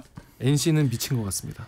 졌잖아요. 네, 그러니까 이걸 어떻게 또 집니까? 또. 제가 그 2차전 어제 사실 이제 오늘 아이템을 상의하면서 걱정을 하시더라고요. 그래서 근데 사실 제가 볼 때는 KT가 역전할 가능성이 있다. 왜 그러냐 했더니 2차전부터 막판 갈수록 NC의 방망이가 많이 식고 있어가지고 이거 3차전에 NC 잘 못 칠 것 같다 했더니 아니야 다를까. 속상하면 뒷심이 있으면 좋겠는데 그 잘 나가던 기류를 꺾고 너무 아쉬워가지고 저도 이제 심정적 이제 NC 완전 팬은 아니고 저는 이제 서울에서 이제 두산도 이제 유심히 보고 있긴 한데 되게 아쉬웠습니다. 자, 근데 오늘 첫 번째 오늘 아이템 해야지. 오늘 첫 번째 뉴스 어떤 겁니까? 그 이제 지하철에도 AI 시스템을 도입한다는 겁니다. AI는 대체 어디까지 가는 겁니까? 그러니까요. 이제 뭐 어디든 다 이제 AI, 뭐 공장도 AI 다 AI인데요. AI 앵커만 안 생기면 좋겠습니다. 네. 생길 수도 있을 것 같네요, 진짜.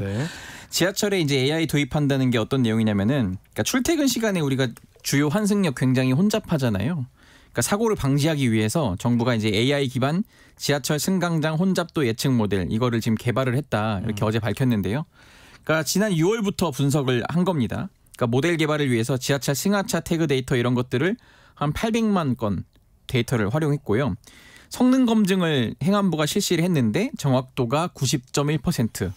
90.1%는 우리가 신뢰할 수 있는 수준인 건가요? 그렇다고 합니다. 네, 그렇기 때문에 그렇게 설명을 했고요.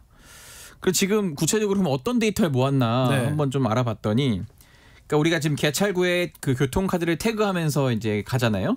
이 개찰구 태그 데이터랑 그리고 열차 출발, 도착 데이터 이거를 이제 좀 이게 중요한 기준이 되는 거예요. 그러니까 승객이 역에 도착하면은 개찰구로 나가잖아요. 이때 이제 태그를 한 시간 그리고 직전 열차가 도착한 시간 이걸 비교해서 승객이 그러면은 하차할 때 승강장이 얼마나 머물렀는지 이거를 좀 체크를 하고요. 그다음에 이제 승차할 때는 승강장에 머문 시간 이걸 또 역추적해서 또 활용 가능한 겁니다. 그래서 이제 도착역에서 카드를 태그한 시간과 직전 도착한 열차 출도착 데이터를 바탕으로 해당 승객이 어떤 열차를 타고 왔는지 알 수 있게 되는 건데요. 그러면 이제 카드를 태그하고 들어온 승객이 그 열차를 타기까지 승차역에서 승강장에 머문 시간 이거를 이제 계산해서 역의 혼잡도를 계산하는 거죠. 딱 그 시각에 그 역에 몇 명 정도가 몰려 있는지를 역산을 해가지고 계산하는 거네요.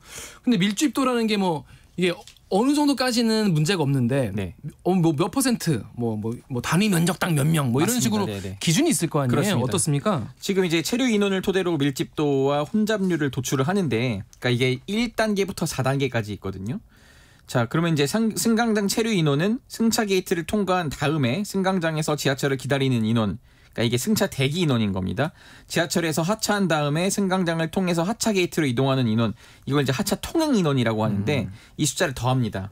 그래서 이제 밀집도는 이 철도 안전관리 체계 기준에 따라서 승강장 면적 제곱미터당 4.3명 이게 기준이에요. 그러니까 제곱미터당 4.3명. 네, 단위 민족에 4.3명이 딱 있으면은 네. 그걸 100%라고 하는 거죠. 그게 꽉이다. 예. 네. 그래서 여기서 이제 129%까지는 보통 수준인 거고 149%까지는 주의, 169%까지는 혼잡, 170%부터는 심각 단계인데요. 자, 이제 예를 들어 보겠습니다. 300명 시민이 50제곱미터 면적의 승강장에 열차를 기다리고 있으면요. 300 나누기 50, 또 나누기 4.3 하면은 1.395, 즉 139.5%가 되니까요. 이 정도면 주의 단계예요. 이 정도면 뭐 그래도 괜찮다. 뭐 이렇게 지금 정부가 보고 있고요.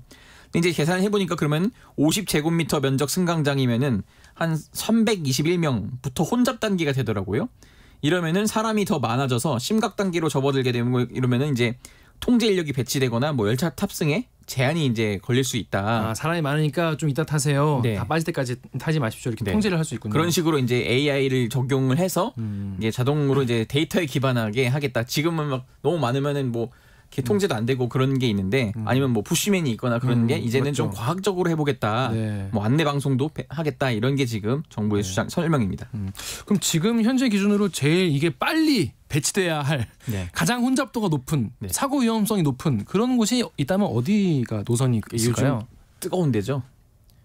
골병 라인. 예, 김포. 골드라인. 김포와 김포공항을 잇는 그 김포 골드라인. 거기는 늘 응급 그 대기를 하고 계시다고. 네, 출근 시간대 혼잡률이 한 285%까지 285요? 치솟았다는 거예요. 아까 100 몇십부터 170%부터 심각 단계인데. 심각인데 200 몇이요? 엄청나죠. 와, 진짜 심각하구나. 네. 그래서 여기에는 지금 뭐 대체 버스를 투입하거나 뭐 수륙 양용 버스, 뭐 리버 버스 이런 것들이 지금 대안이 나오고 있는데, 근데 문제는 지금 서울 지하철도 만만치가 않거든요. 서울도. 예. 네. 그러니까 김포 골드라인은 김포다 보니까 서울 지하철 그 관리가 아닌데 서울 지하철에도 지금 올해 3분기 4호선이 최고였거든요. 4호선. 네. 네. 4호선이 193.4예요. 193이요? 네. 200 거의 될락 말락하네요. 그렇죠. 굉장히 혼잡도가 높은 거죠. 여기가 이제 서울 동북부 노원 쪽을 시작으로 해서 중구, 용산, 강남 지나서 안산까지 가잖아요. 네. 굉장히 지금 그 서울 중심부를 관통하는 그 라인인데 아무래도 지금 그러다 보니까 많은 승객이 이용을 하고 있고요.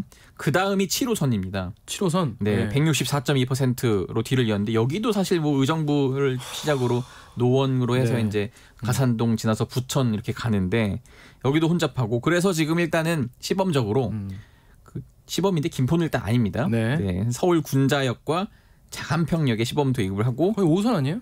그렇습니다. 네. 5호선, 7호선 이런 데인데요. 네, 내년부터는 이제 부산, 대구, 광주, 대전 지하철에 이제 순차적으로 도입을 지역에도? 하겠다는 게 정부 계획입니다. 그렇습니다. 이게 보니까 이번에 또 대책이라고 나온 게 혼잡도 줄이기 위해서 의자 빼겠다. 그렇죠. 다 서서 가라. 출퇴근 시간에 뭐 몇 칸 정도 몇 칸 정도 해보겠다. 시범 좀 해보겠다라고 하는데 이제 시민분들 이게 그게 되겠나 이런 생각 하시는데 일단은 서울교통공사는 이게 사람 밀집도 줄여서 혼잡도 낮출 수 있겠다라고 하는데 아무래도 이제 안전이 굉장히 많이 대두가 되다 보니까 좀 그래도 안전이 우선이다. 그렇죠. 근데 그 정도 서서 가서 조금이라도 나아진다면 좀 괜찮을 수도 있겠죠. 앞으로 시범 운영해보고 결정한다고 하니까 한번 지켜보면 좋을 것 같습니다. 자, 다음 뉴스 어떤 겁니까? 어제 날씨 어떠셨어요? 너무 더워서 나 깜짝 놀랐다. 코트 입고 갖고 왔다가요. 아침에 코트 입고 나갔다가 점심에 입고 나갔다가 계속 들고 다녔어요. 그러니까요. 지금 반팔 입고 다니는 분들 어제 굉장히 많았거든요. 점심 때. 네, 11월 치고는 굉장히 이상 기후가 있는데 전국 곳곳에서 한낮에 25도를 훌쩍 넘기면서 서울, 동해안 이런 데가 이제 11월 1일 최고 기온을 경신을 한 겁니다. 이게 낮 최고 기온이 23에서 29도. 29요? 예. 와. 평년보다 한 6에서 10도 가량 높게 올라갔다고 기상청이 전했는데요. 강릉입니다. 강릉. 여기 원래 좀 덥잖아요. 네. 29.1도입니다. 와. 그러니까 사실 작년에 11월 12일에 강릉이 좀 덥다고 한 게 26.5도였거든요. 네. 근데 이걸 훌쩍 넘어선 거예요. 그러니까 29도면 사실 여름을 방불케 한 그 온도인데 지금 결국 강릉뿐만 아니라 뭐 동해안 라인으로 보면 경북 울진도 28.5도, 포항도 막 28도 이러니까 1979년 11월 이후에 44년 만에 11월 신기록 최고 기온 44년 찍었습니다. 만에. 아, 이제 이런 뉴스 들으면은 이게 또 무슨 기상 이변 뭐 이런 거 아닌가 걱정부터 듭니다. 예, 예. 왜 이번에 이런 일이 있었던 거예요? 그러니까 일단은 지금 우리나라 남쪽에 형성됐던 그 고기압의 가장자리를 따라서 습하고 따뜻한 남서풍 계열의 바람이 이제 분 건데요. 네. 그러니까 여기에다가 조금 맑았는데 날씨가 햇볕도 좀 쨍쨍했다는 겁니다. 그래서 이제 기상청 설명대로라면은 상대적으로 북쪽 찬 공기 영역이 우리나라로 지금 내려오지 못하는 상황이 계속 유지되고 있다는 거예요. 특히 강원 영동은 이 남서풍이 태백산맥을 넘어서면서 이제 더 뜨거워진 이 기온을 보였고요. 이 습기를 머금은 바람이 이제 높은 산맥을 만나면은 산 비탈을 타고 오르면서 건조해지는데 여기서 다시 이제 반대편으로 내려가면서 기온이 또 올라간다 이렇게 설명을 합니다. 그래서 우리나라는 지금 기압계가 남고 북저 뭐 이러는데 서풍이 불어올 때는 태백산맥을 따라서 바람이 불어 올라가면서 이런 현상이 자주 발생할 수밖에 없다. 뭐 이런 거고. 그렇습니다. 지금 근데 이 고온 현상이 오래 가진 않는다. 오래 가지 않는다. 지금도 보면은 약간 지금도 오늘도 고온이긴 한데 바람이 세게 불고 있거든요. 그래요? 이러면 이제 오후부터 비가 내리고 내일 모레 이렇게 좀 나을 수도 있죠. 이제 우산 좀 챙기셔야 된다. 좀 당부를 했습니다. 권점영님이 어젠 여름이었다라고 댓글을 달아주셨어요. 자, 이런 와중에 햇빛이 너무 쨍쨍하니까 여러분 너무 더울까봐 중국에서 또 미세먼지를 또 보내준다고 합니다. 그래서 미세먼지도 굉장히 위험하다 이런 말씀 전해드리겠습니다. 자, 지금까지 한국경제신문의 최영찬 기자였습니다. 고맙습니다. 감사합니다. KBS 1라디오 최강시사 2부 여기까지고요. 잠시 후 3부에서는 뉴스는 쉽니다. 그리고 김진유 경기대 도시교통공학과 교수 만나서 김포 편입 이야기 나눠보도록 하겠습니다.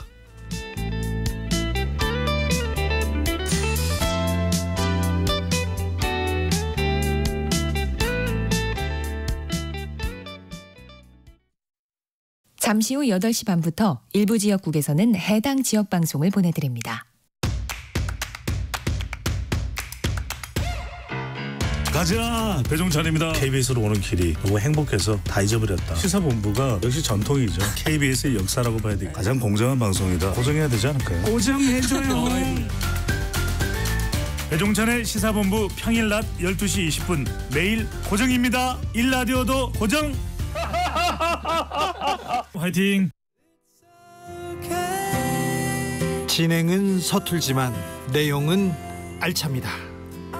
진실의 편에서 정의의 편에서 약자의 편에서 뉴스를 전합니다. 주진우 라이브와 함께 더 많이 더 오래 웃었으면 좋겠습니다. 매일 오후 5시 5분 KBS 1라디오 주진우 라이브. 지금 시각은 8시 30분입니다. KBS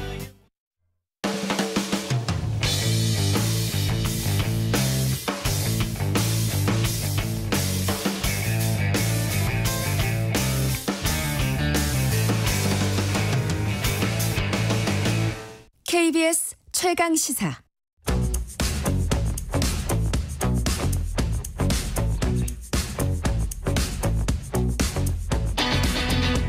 심리로 들여다보는 세상 이야기.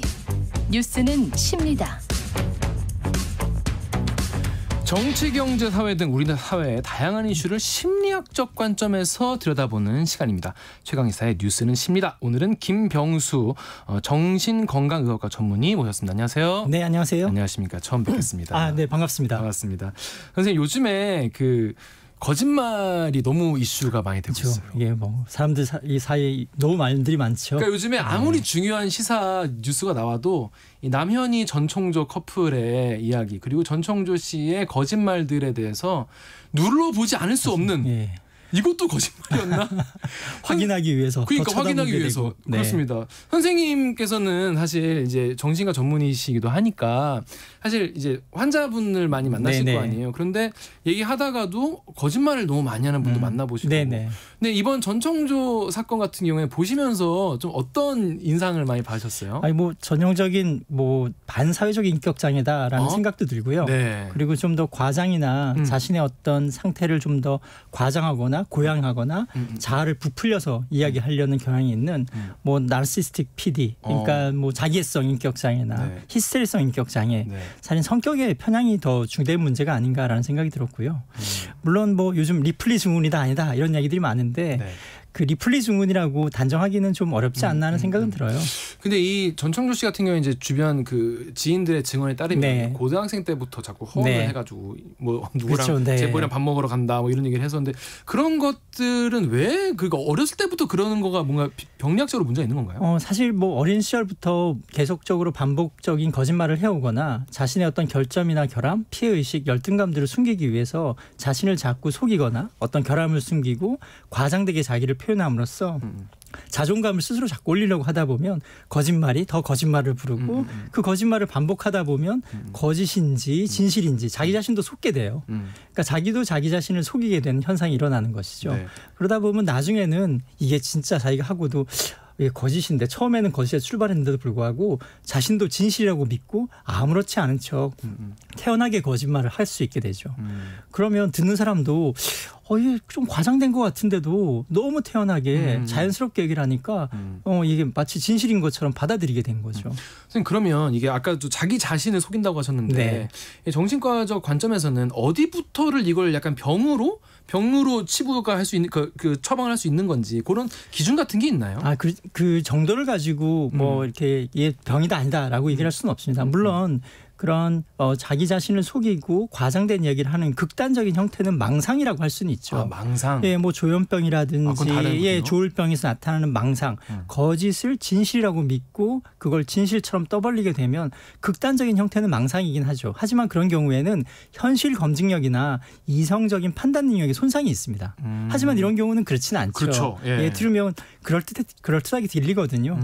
저 사람이 정신 이상자 같다라는 생각은 들지는 않거든요. 네. 그러므로 이런 경우는 뭐 병이다라고 단정할 수는 없고요. 네. 병이라고 단정해서도 안 되죠. 사실은 어찌 보면 이건 어떤 자신의 목적을 달성하기 위해서 적극적으로 자기 자신과 타인을 속인 것이니까 이건 범죄 행위이지 어떤 질환의 범죄로 보는 건 타당하지 않습니다. 근데 이제 재판에 들어가면은 이제 어떤 범죄자들은 내가 이런 병이 있다 이러면서 자꾸 제가 이게 병 때문에 그런 식으로 변호를 하기도 하잖아요.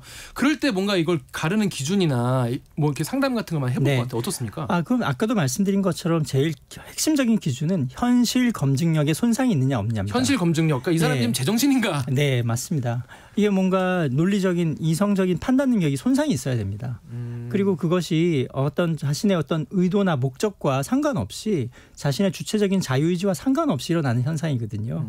근데 이런 경우는 사실은 어떤 목적성을 가지고 있고 자유의지가 개입되어 있고 현실 검증력에 손상이 없기 때문에 병리라고 판단하는 건 좀 너무 뭐라 그럴까요? 면죄부를 줄 수 있는 수단이 될 수 있으니까 면죄부를 주는 거다.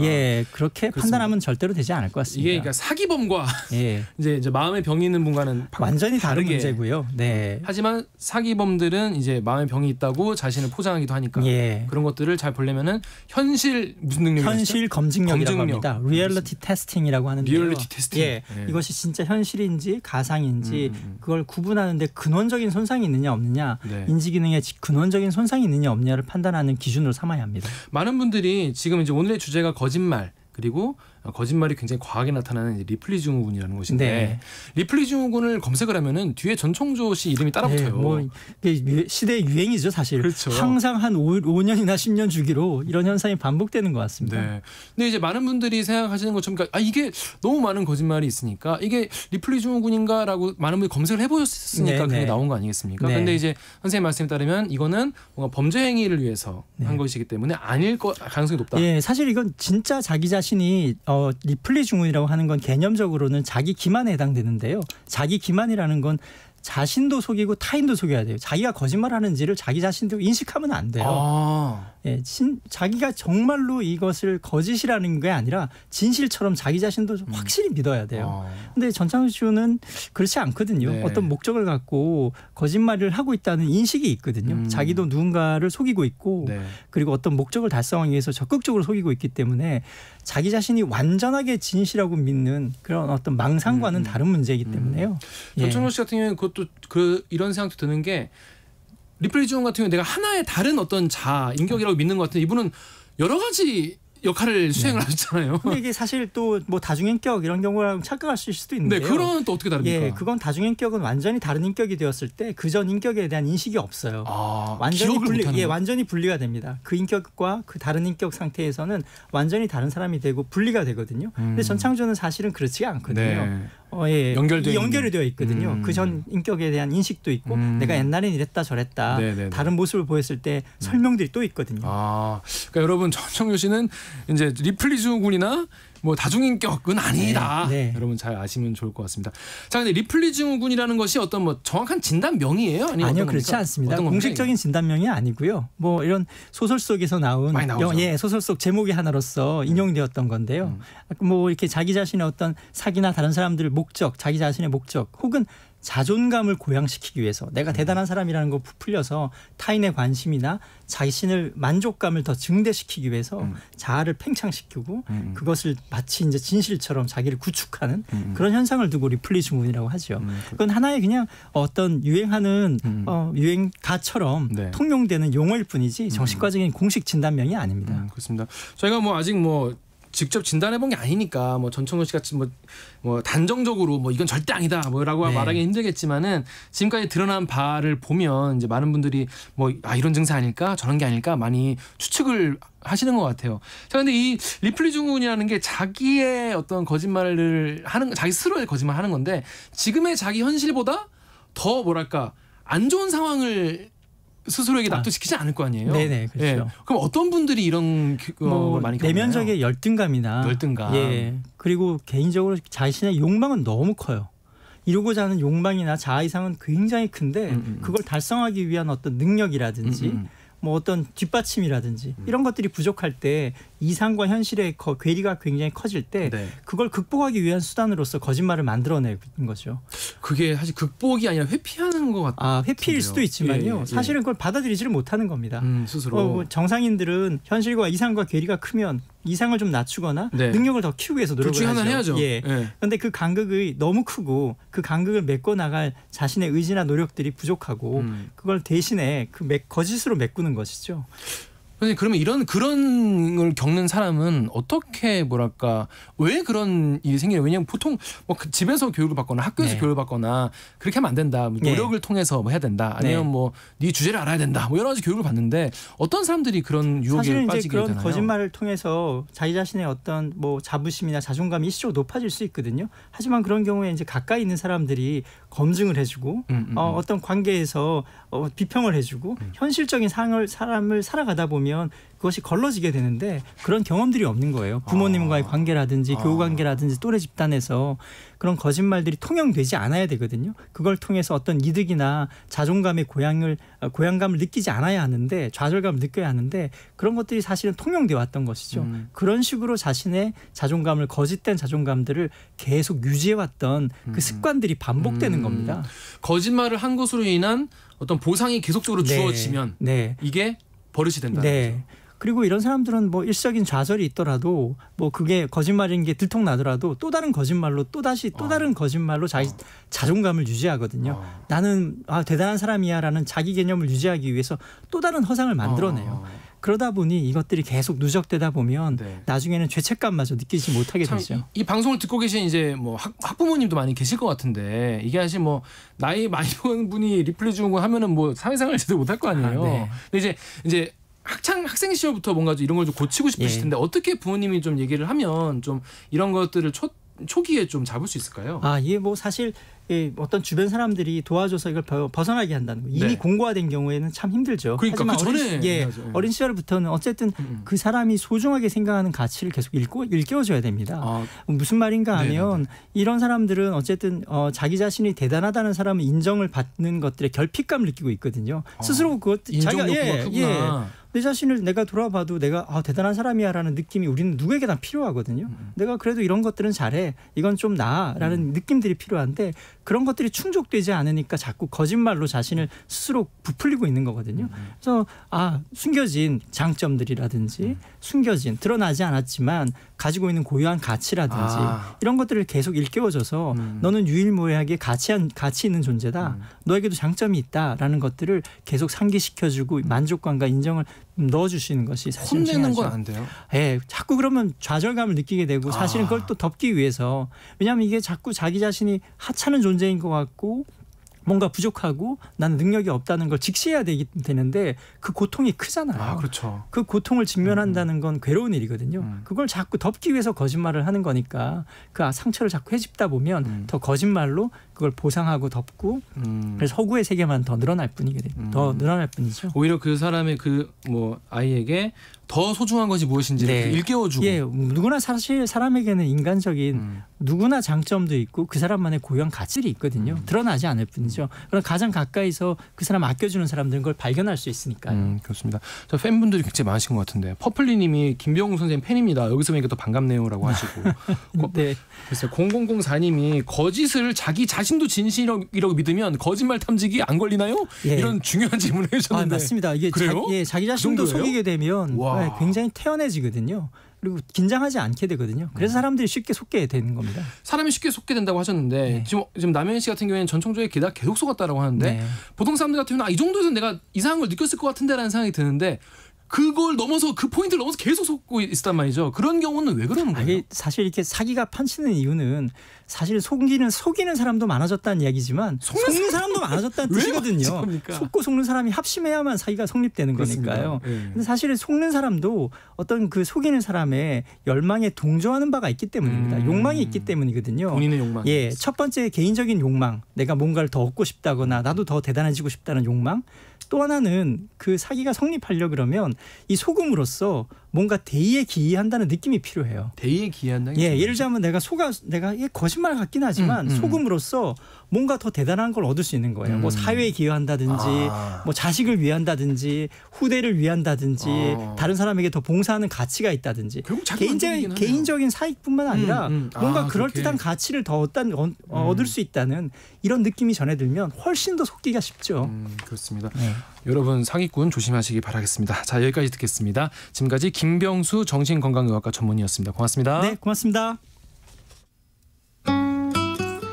이 시각 교통정보입니다. 오늘 출근길 정체 평소보다는 덜한 편입니다. 다만 경부고속도로 부산 쪽으로 사고 때문에 정체가 극심한데요. 서울 요금소에서 수원 쪽으로 12km 구간 정체입니다. 수원 1, 2, 3, 4차로에서 버스 관련 사고 처리 중이고요.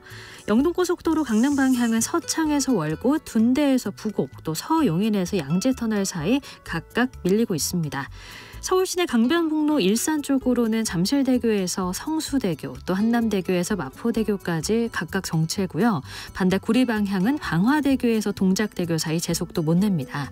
같은 방향 올림픽대로는 방화대교에서 성산대교, 또 여의하루에서 한강대교까지 밀리고요. 다시 반포대교에서 청담대교 사이 속도 떨어집니다.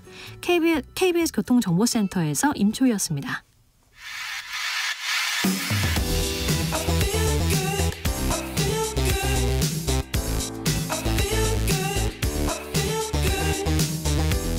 아침을 여는 기분 좋은 습관.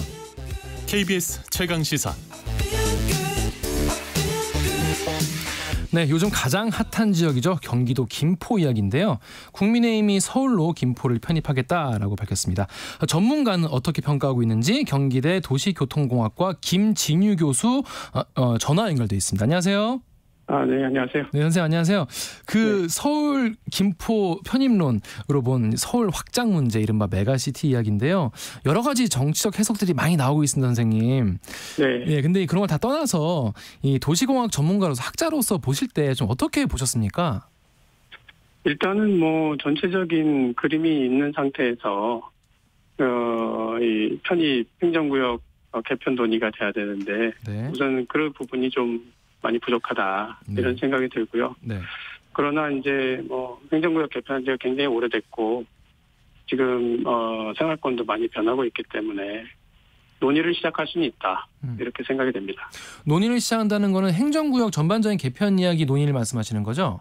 네, 그렇죠. 뭐 수도권뿐만이 아니고 지방도 마찬가지고 그래서 전반적으로 이제 우리 국토 균형 발전이라든가 뭐 지방의 어떤 경쟁력 향상이라든가 수도권의 경쟁력 향상 이런 것들을 위해서 행정구역 개편을 좀 논의할 그런 이제 시작점으로서의 의미가 있다 생각합니다. 하지만 지금 가장 뜨거운 이슈는 서울시 김포구가 될 수도 있다. 이런 한번 당면한 이야기인데요. 만약에 지금 추진한 바대로 속전속결로 진행이 돼서 서울시 김포구가 됐다. 그러면 어떤 뭐 문제점 같은 게 있나요? 우선은 뭐 지금 이제 서울의 그 면적이 작다든지 뭐 인구가 적다든지 이제 이런 이야기들이 있는데 실제로 뭐 면적으로 보면 서울이 605제곱킬로미터인데요. 동경은 한 622제곱킬로미터 되고 뉴욕은 한 780제곱킬로미터 돼서 비슷하네요. 네, 면적이 좀 비슷하기도 하고 이제 큰 데도 있습니다. 뭐 베이징 같은 데는 이제 1,380 정도 되고 뭐 런던 같은 데도 1,580 정도 되고 그래서 이렇게 큰 데도 있지만 작은 데도 있다. 또 인구도 사실상 이제 서울의 인구가 이제 970만 되는데 뭐 동경이나 이런 데도 비슷하거든요, 뉴욕이나. 그래서 이제 김포가 편입이 되는 게 맞느냐 안 맞느냐의 문제는 사실 이제 서울 수도권 전체를 놓고 봤을 때 그게 공간적으로 효율적이냐, 또 김포만 뭐 편입되는 게 맞느냐, 아니면 다른 인근 지자체들도 편입을 같이 고려해 봐야 되느냐, 이런 것들은 이제 생각을 해야 되기 때문에 급히 이제 추진할 문제는 아니라고 생각이 됩니다. 아무래도 모양이 이렇게 삐죽하게 나와 있는 것 그렇게 이제 구역이 획정이 될 텐데 그거 네. 자체가 어떤 도시 어떤 경쟁력 같은 거에 영향을 미치나요? 뭐 경쟁력 측면보다는 도시 관리적인 측면에서 효율성이 떨어질 수 있죠. 도시가 성장할 때 이제 보통 동심원적으로 성장한다고 하는데 그거는 이제 중심에서부터 같은 거리에 있는 이런 지역을 중심으로 해서 점점 커지거든요. 그리고 대부분의 도시들이 그래서 이제 원형을 가지고 있습니다. 동그란 모양. 네. 근데 이제 이게 김포가 바로 현재 행정구역대로 이제 서울시에 편입되게 되면 서쪽으로 굉장히 길쭉한 이런 이제 시가지 형태가 되죠. 그리고 이제 서울시 입장에서는 이제 개발할 땅도 부족하기 때문에 김포의 이제 서쪽에다가 여러 가지를 이제 놓게 되면 기능들을 그러면 이제 그 이용하는 시민 입장에서는 굉장히 먼 거리를 이제 통근을 한다든지 시설 이용을 위해서 왔다 갔다 해야 되기 때문에 그런 이제 공간적인 측면에서 좀 비효율적이라 볼 수 있죠. 하지만 이제 김포 서울 편입이 이제 맞다라고 이제 주장하는 쪽에서는 생활권이랑 행정구역 일치시켜서 메가시티 만들자. 그래서 이게 세계적인 추세다. 국제적인 경쟁력을 갖추려면은 서울 더 키워야 된다. 그리고 그 첫 걸음이 김포고 원한다면 다른 군도 시군도 같이 편입하겠다라고 얘기하는데 의견 일리가 있다 이런 주장도 있거든요. 좀 어떻게 보십니까? 메가시티로는. 네, 뭐 메가시티가 전 세계적인 추세인 건 맞는데요. 그게 반드시 행정구역 편입을 이제 개편이나 편입을 동반하지는 않습니다. 그래서 뉴욕 같은 경우에도 옆에 뭐 뉴저지에 있는 많은 도시들, 그다음에 이제 동측에 있는 롱아일랜드에 있는 이제 많은 도시들에서 출퇴근을 하고 거의 생활권이 뉴욕이거든요. 그렇다고 이제 그 뉴저지에 있는 도시들이라든가 이 인근의 도시들을 다 뉴욕시로 편입시켜야 된다 이런 주장을 하지는 않습니다. 그러니까 중심 도시가 있고 중심 도시 주변으로 해서 거대 이제 광역권이 있거든요. 네. 그러니까 우리도 서울 같은 경우도 아까 말씀드렸지만 서울이라는 중심 도시의 크기랑 인구, 그게 뉴욕이라는 중심 도시의 크기랑 인구랑 거의 비슷하거든요. 네. 그러니까 이 행정구역 개편은 과연 이제 그렇게 개편을 했을 때 메가시티가 됐을 때 서울과 인천과 경기 이 수도권의 하나의 생활권을 묶여 있는 세 개의 공간이 지속 가능한 성장을 할 수 있겠느냐 이런 차원에서 봐야 되고 이제 대표적으로 이제 징진지라고 해서 네 뭐라고요? 징진지라는 이제 중국의 중국 지명입니까? 메가시티 이제 전략이 있습니다. 징진지, 베이징, 텐진, 그다음에 허베이성. 예. 네, 여기에 기본적으로 이 메가시티를 추진하면서 했던 전략은 뭐냐면 베이징이 너무 과밀하다.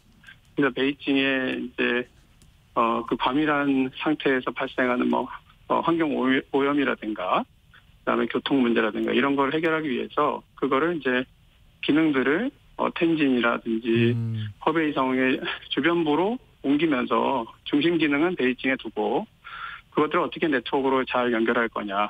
이런 데 이제 방점이 찍혀 있거든요. 거리가 얼마나 됩니까? 그 도시 간의 거리가? 거기는 거리가 굉장히 멀죠. 그럴 것 같아서요. 예. 네, 우리하고는 뭐 비교가 안 될 정도로 사이즈가 그러니까요. 네. 근데 이제 그런 우리 이제 수도권에 이 비교를 해보면 수도권에 있는 이제 서울과 그 인근 도시 그리고 인천 이런 도시들 간의 기능들을 어떻게 연결할 것인가. 여기에 더 이제 중심을 둬야 되고 행정구역을 어떻게 변화시킬 거냐는 그 다음 문제죠. 그게 이제 기능 연결이라든지 네트워크, 뭐 교통 네트워크나 산업의 어떤 기능 분배 이런 차원에서 행정구역 개편이 필요하다. 그럼 하는 것이고 행정구역 개편까지는 뭐 필요 없다. 네. 이건 이제 기본적으로 이런 교통 네트워크라든지 이런 걸 통해서 하나의 그 경제권으로 기능하게끔 하면 된다. 그것도 메가시티거든요. 네. 그래서 이게 행정구역 개편이나 행정구역 편입이 필요하냐 안 하냐는 그 다음 문제인 거죠. 사실 그런 전략들이 잘 짜여지고 교통망 계획이라든가 산업 배치 계획이라든가 이런 것들이 먼저 선행이 돼야 되는 것이죠. 방금 교통망 말씀하셨고 그리고 아까 뭐 뉴욕 같은 경우에도 이제 광역권에서 출퇴근하는 분이 많이 있다고 했는데 지금 사실 김포 시민분들이 가장 불편해하시는 거는 이제 그 골드라인 문제거든요. 너무 과밀하다. 이게 김포가 서울이 편입된다고 하면은 이런 출퇴근 시 이런 김포 골드라인 문제 같은 게 잘 해결될 수 있을까요? 네, 근데 김포 골드라인 관련해서 그 우선 연장이라든가 제가 이제 관련 전문가들한테 한번 물어봤습니다.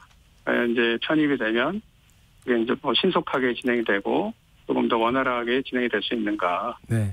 그랬더니 뭐 대부분이 좀 그렇지 않다라고 대답을 해요. 아, 그렇습니까? 예. 네, 그 이유가 일단 그 연장이라든가 이런 부분에 있어가지고 뭐 재정적인 걸 떠나서 기존의 계획들이 잡혀 있고 이게 서울로 편입이 된다고 해서 그 계획들이 막 더 신속하게 진행될 가능성은 별로 없다. 원래 계획대로 진행이 되는 것이고 뭐 노선 문제 때문에 이제 갈등을 일으키고 있는데 그 노선 문제는 이제 경기도하고의 협의 사항이기도 하지만 뭐 인천하고도 상당 부분 이제 협의를 해야 되는 그런 상황이라서 이게 이제 김포가 서울에 편입된다고 해서 그 속도가 막 높아지거나 이렇게 될 가능성은 별로 없다라고 얘기를 하거든요. 근데 이제 이 서울에 이제 편입이 되게 되면 이제 도시철도가 되고 그 편입이 안 되면 이제 광역철도가 되는데 뭐 국비 지원 같은 것도 이제 줄어들게 되고 그러면 서울시에서 그 예산을 더 편성을 해야 되고 뭐 이런 측면이 있어서 시간적으로나 뭐 재정적으로나 이게 아주 신속하게 이제 단축될 가능성은 별로 많지 않다. 네. 이런 게 이제 대체적인 의견입니다. 전문가분들은 그래도 좀 부정적으로 보시는 분들이 더 많이 계신 것 같습니다. 황 교수님께서 김포가 서울되면 지도도 바뀌고 행정도 바뀌고 다 바뀌는데 여기에 필요한 세금도 많이 들지 않을까요? 라고 하셨는데 이게 실제로 뭐 굉장히 많은 어떤 행정적 소요가 드나요? 세금이나? 그럴 수 있죠. 그러니까 뭐 두 가지 다인데요. 일단 초기에는 이제 투자를 많이 해야 되니까. 그렇죠.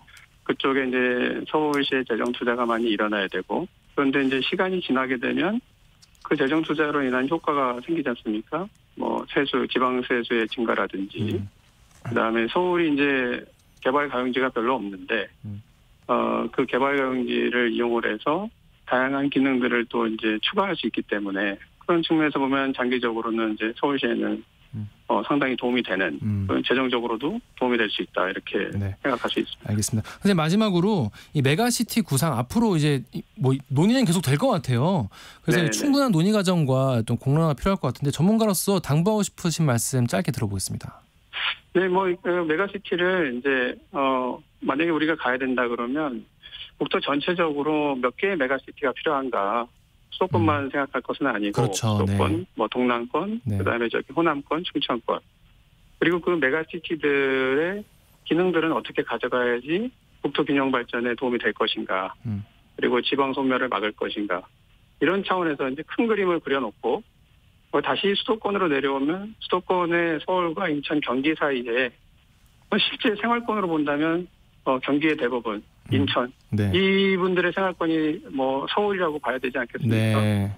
뭐 그러면 그거를 하나로 묶었을 때 어떠한 이제 득과 실이 있을지 이걸 따져볼 수 있도록 도시계획적, 교통계획적으로 먼저 마스터 플랜을 작성한 다음에 이제 각 기초지자체 네. 시군들이 어느 광역지자체에 속하는 것이 효율적이냐 네. 이렇게 따져가야 될 것 같습니다. 네, 알겠습니다. 여기까지 듣겠습니다. 지금까지 김진유 경기대 도시교통공학과 교수였습니다. 고맙습니다. 네, 감사합니다. 11월 3일 월요일 KBS 1라디오 최강시사 오늘 여기까지입니다. 저는 KBS 김기아 기자였고요. 저는 다음 주 월요일 아침 7시 20분에 돌아오겠습니다.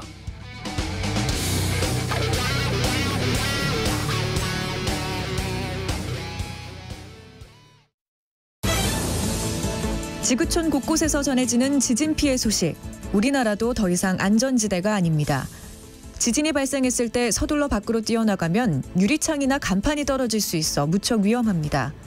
따라서 실내에서 작은 흔들림을 느끼면 먼저 가스불을 끄고 탁자나 책상 밑으로 들어가 머리를 보호합니다.